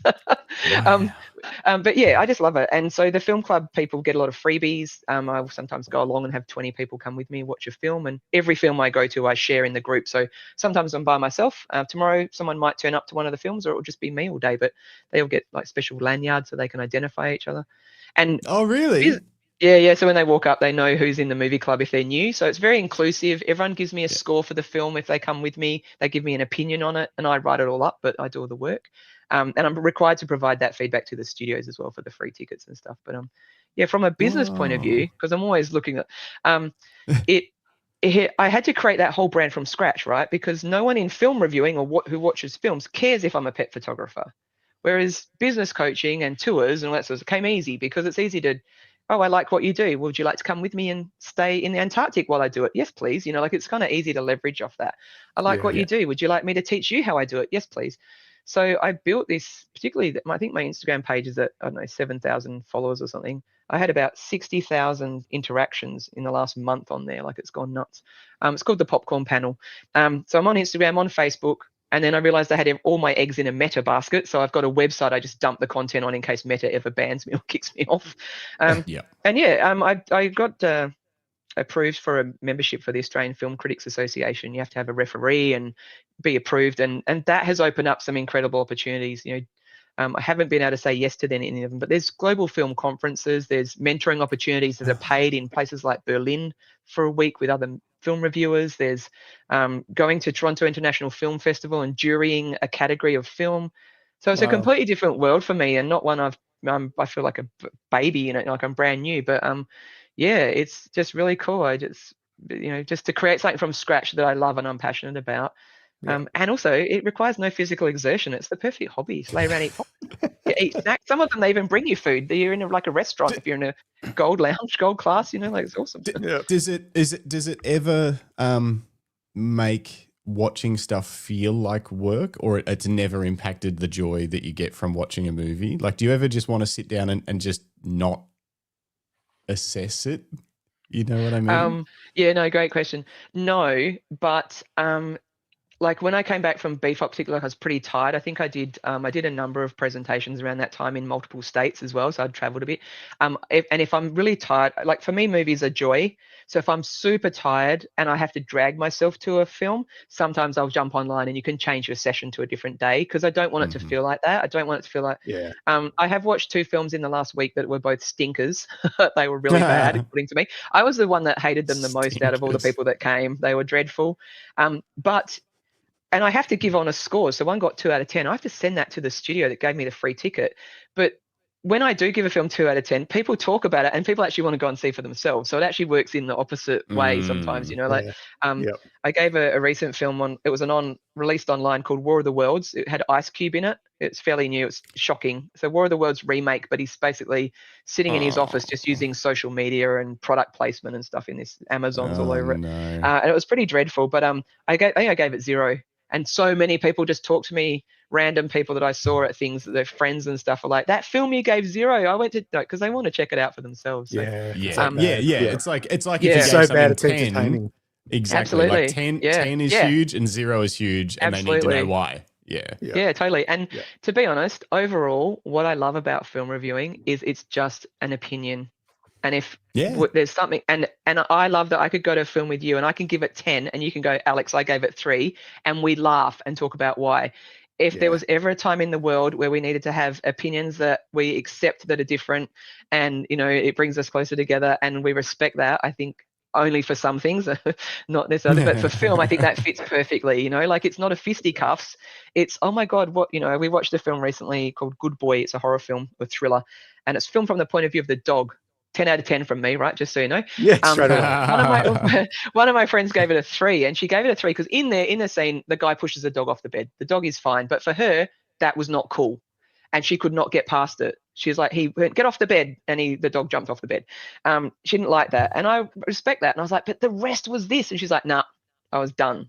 You know. So she's never watched a movie where someone gets killed, or she doesn't care about the people. It's the dog. Don't kill you. Like, the dog doesn't die, but in the film either. But you know, well. Case in point, one of the stinkers the other day, the one halfway through, the woman in it shoots the dog, and I was done. And I'm like, oh, I'm exactly how my friend was in the other one. Yeah, the rest was trash too, but never kill the dog. Like, it's general, you know. So in Good Boy, the dog does not die, and it's not a spoiler. They actually put out press releases beforehand saying, because people were going nuts, saying the dog does not die. But really cool film. But yeah, it's just opinions, and I love that, because we've all got different opinions, and we all see things from different points of view. And just as a life lesson, I think that's really cool. You know, I can watch a film and go, oh, I thought someone said to me the other day, that ending didn't make sense. And I went, oh, it was a metaphor for this. And they're like, oh my God, that just changed my opinion of it. Like, isn't that cool that, like, you know, through communication, we can learn stuff and grow. And, you know, sometimes I miss things and my friends go, no, that meant this. And I'm like, wow, that was actually really clever. It went over my head, you know, and like we learn from that. So. It's interesting you say that, and you've obviously had experience being a judge, but then your friend Glenn essentially almost refuses to be a judge in photography competitions. He told me that he once did one, and he was supposed to go through all the photos and in depth and judge them, and he just went, "That one's the best." And they were like, they were like, a lot of work. And he's like, I like that one. That's all there is. Like, that's what judging photography is, because he can explain it much better than me. Where's but that was his stance on it was like, it's subjective anyway. I think that's the one that I like. But what I was going to say is, what's interesting is the you know, the judging formats where with photography, where you can the old AIPP format where you can what's it called, advocate for your score. You know how they used to, the panel, they would show the photo, and if the score was, if it was like too high or too low, you could, or too low, too extreme, and then you could, you could, but you could stand up and be like, no, this is why it's brilliant, and it's that same kind of vibe, and you might get challenged. Exactly. Bruce, so like you can challenge it, and then people might revise their opinion and go, oh, I see it now, I understand what you're getting at, and it's the same kind of the conversation, but no one's right, but you might be able to change someone's mind or enlighten them as to why you thought that movie was a stinker. Totally. That's really, really interesting. Well, I love it. And if people are listening and think, gosh, she's banging on about her hobby that she got really excited about. The point to it is, if you want to do anything, just do it. You know, like I decided I wanted to review films, so I did it, and it's work. I have to put in effort, and I have to put in time, and I use a lot of the free film clubs, so I get points when I see films. So I get the free tickets, and I pay for some because I do want to contribute to the film, cinema industry. But I get the freebies, and I use points and stuff. But the point is just that you can do anything. Like if you'd said to me 2 years ago, you're probably going to be a member of these organizations and voting in these films that haven't even come out yet, and have a film club, and they're going to see 500 films in 6 months, I'd be like, no one's going to come to movies with me. Like, I just went, okay, I just try stuff, and like I said, if it works, I do more of it, and I keep going. And it is like, but you got to put the work in. That's the thing too. None of this came for free. Film studios just don't give you free tickets to films unless you've got a platform, a profile, and you do the reviews, and you give them the feedback and do what you're asked, honor your commitment to them. So it's all a business thing. It sounds like a fun hobby, but there's always a business basis to everything. If you treat it like a business, in a sense, you're going to be professional in what you do, and, it's going to have a payoff, But yeah, I love it. It's just really cool. That's amazing. If anyone wants to know about films, the Popcorn Panel on Instagram's probably, or Facebook's the best place to go. Because it's very current. I don't know why. I thought you did a podcast on it. You don't do. I was just trying to see. You don't do any kind of like show about the recent movies you've seen or anything like that. Well, funny you should mention that, because I have 6 weeks off next year due to recovery from a surgery, which is purely cosmetic, not medical. So it's nothing's wrong. And in that, because let's just have a rest for 6 weeks. No, let's make more businesses annoying. So I'm just going to pick up on Saturday actually my Rodecaster deck, and I'm starting 2 podcasts. One on the Popcorn Panel. I want to just do like Vox Pop interviews with people at the end of the films, saying what did you like? That's a great idea. What did you think? Right in situ. And then throw that online that night, so it's not just me doing a write-up. And I've also got another one coming out that's called Unpopular Business Opinions, where I will have guests on. They're like 15-minute segments, and they just share their like you sell by not selling. well, no, you've got to sell to people. No, you don't. If you let people spend freely, they spend freely. Like, just, it's little things like that everyone, you guys would have them in your lives. Like, what's something that you do that you think everyone else would be like, don't do that, but you're adamant you're going to do it and it works. That's what I want to, create from that. So I'm going to put that out. That's all the, build all the foundation stuff for that while I'm on those 6 weeks off, and launch both of those next year. So yeah, that's what's happening. I love it. Yeah. I love it. Look, hopefully have some rest in there too. I can't go to the movies for like a while either because I'll be sick, so I have to. I'll be just watching heaps of stuff on the couch. Yeah, and doing podcast things. So yeah, I love it. Well, if you need any help with the Roadcaster, I won't be able to. I'm still fighting. I still fight with mine every Monday night. I have a fight with the Bluetooth, but we are able to take live callers now. But it only works half the time. But yeah, we're slowly figuring it out. Awesome. I love that. You do a great job of your production on all your stuff too. It looks really good the way you run it. We're getting there. We're getting there slowly. Yeah, brilliant. Yeah, it's awesome. Well done, guys. Thank you. Thank you. Thank you. I'll read out a couple of quick comments just before we finish off. Oh, and then we get to the question that started off with the zombie movie thing. Anyway. Oh, yes. Okay. Bruce says, I was a movie reviewer that picked up a camera and left reviewing, opposite to Alex, which is very funny. We talked about that at BFOP too, Bruce, and I talked about films. Oh, really? Yeah. He says, I miss all the crazy promo material I used to get reviewing stuff. Also some of the crazy films from around the world. Yeah. And I had a group of us. So just jump in. I had where was the? Oh, it's a good book. I had a group of 20 people the other day come to a film. I won't say what it was, and I didn't go. I was away, and afterwards they all gave it like 9 or 10 out of 10, right? And I'd already had a bit of a heads up. It's probably a 5. And so I watched it and it was like a 5. And I said to them all, why did you score it 9 or 10? We watched, and they're like, oh, because there was a red carpet and they had a dog. They touched a dog. They're very excited. And we got free snack box and there was a lovely welcome to country. And I was like, you actually reviewed it based on the entire experience. They're like, yeah. I'm like, it's meant to just be the film. They're like, yeah. And I'm like, no, okay. So I let them have it. Like they get so excited because it's cool. Like it's just a real privilege to go to some of those things. And you just get a free box of popcorn and you're stoked. So I fully get what Bruce is saying about the freebies. It's really cool. Oh, that's so cool. So movies do that, do they? They try and like get people on their side. They're like, let's treat them great. Yeah. So they range in like, sometimes it's just a small cinema with 6 of us sitting in there and security guards wearing night vision goggles. There's a private cinema in Perth, so quite often we get sent to that, and there's security guards with night vision on to make sure we're not filming it on our phones. And I'm like, this film is trash. I'm not even want to watch it. Like, get to the end of it. They're like filming it, mate. Like, my computer is over there, not like, not answering calls on it, that's for sure.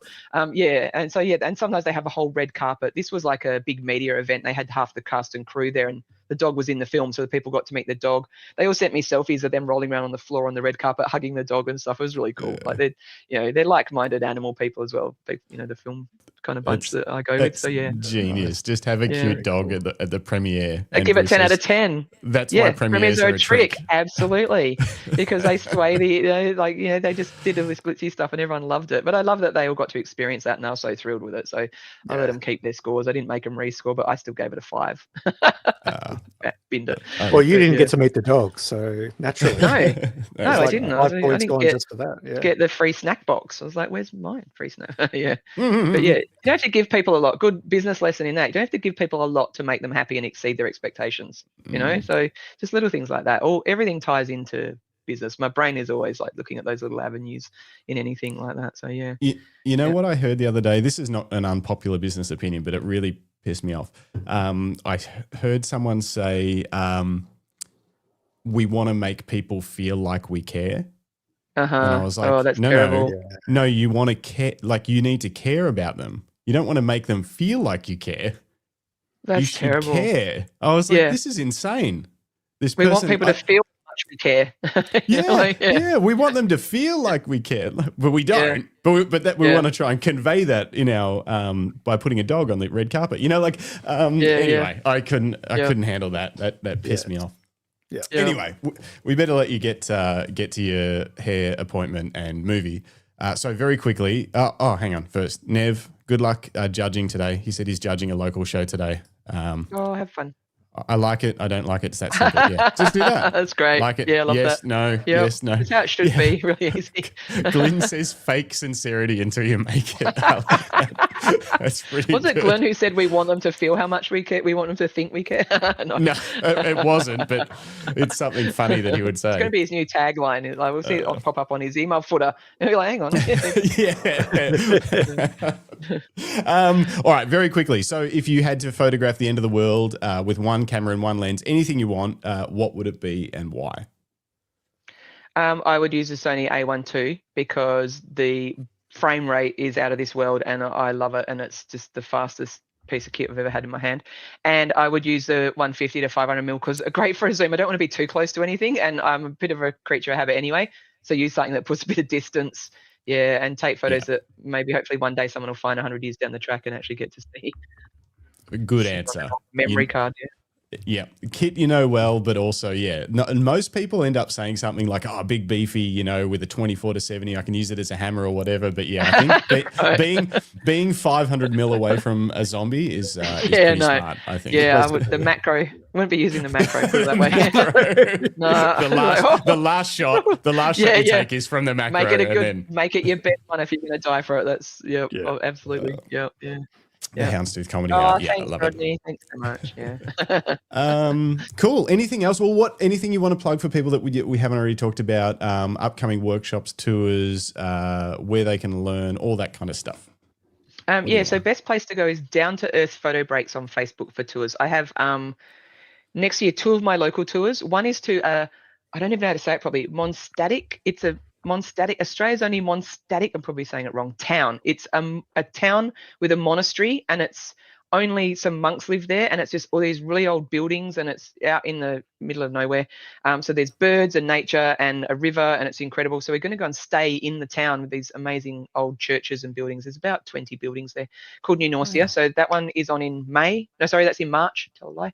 And I've got another one in September, which is to a retreat where it's a private property. Out on the Avon River, we have it all to ourselves. So I've got 1 spot left for one of them and like 3 spots left for the other. So they always book out. So they're in the Down to Earth Photo Breaks group. And then future tours are Japan in winter. I think we've got luxury houseboat in South Australia for wildlife. Nice. I'm doing a can't say it. I'm going to say it wrong. Svalbard. Oh, that place. Nice. Yep, that's it. Doing that. I better not go there till I learn how to say it properly. And Crocus and Christmas Island are in there as well. So they're all in the Down to Earth Photo Breaks group. Any photography stuff, jump on Houndstooth Studio, Instagram, Facebook, website, business coaching, business advice, mentoring, just even how to take a better photo, anything like that. Or I do photo reviews and critiques. That is the pet photography coach, even though I coach everything.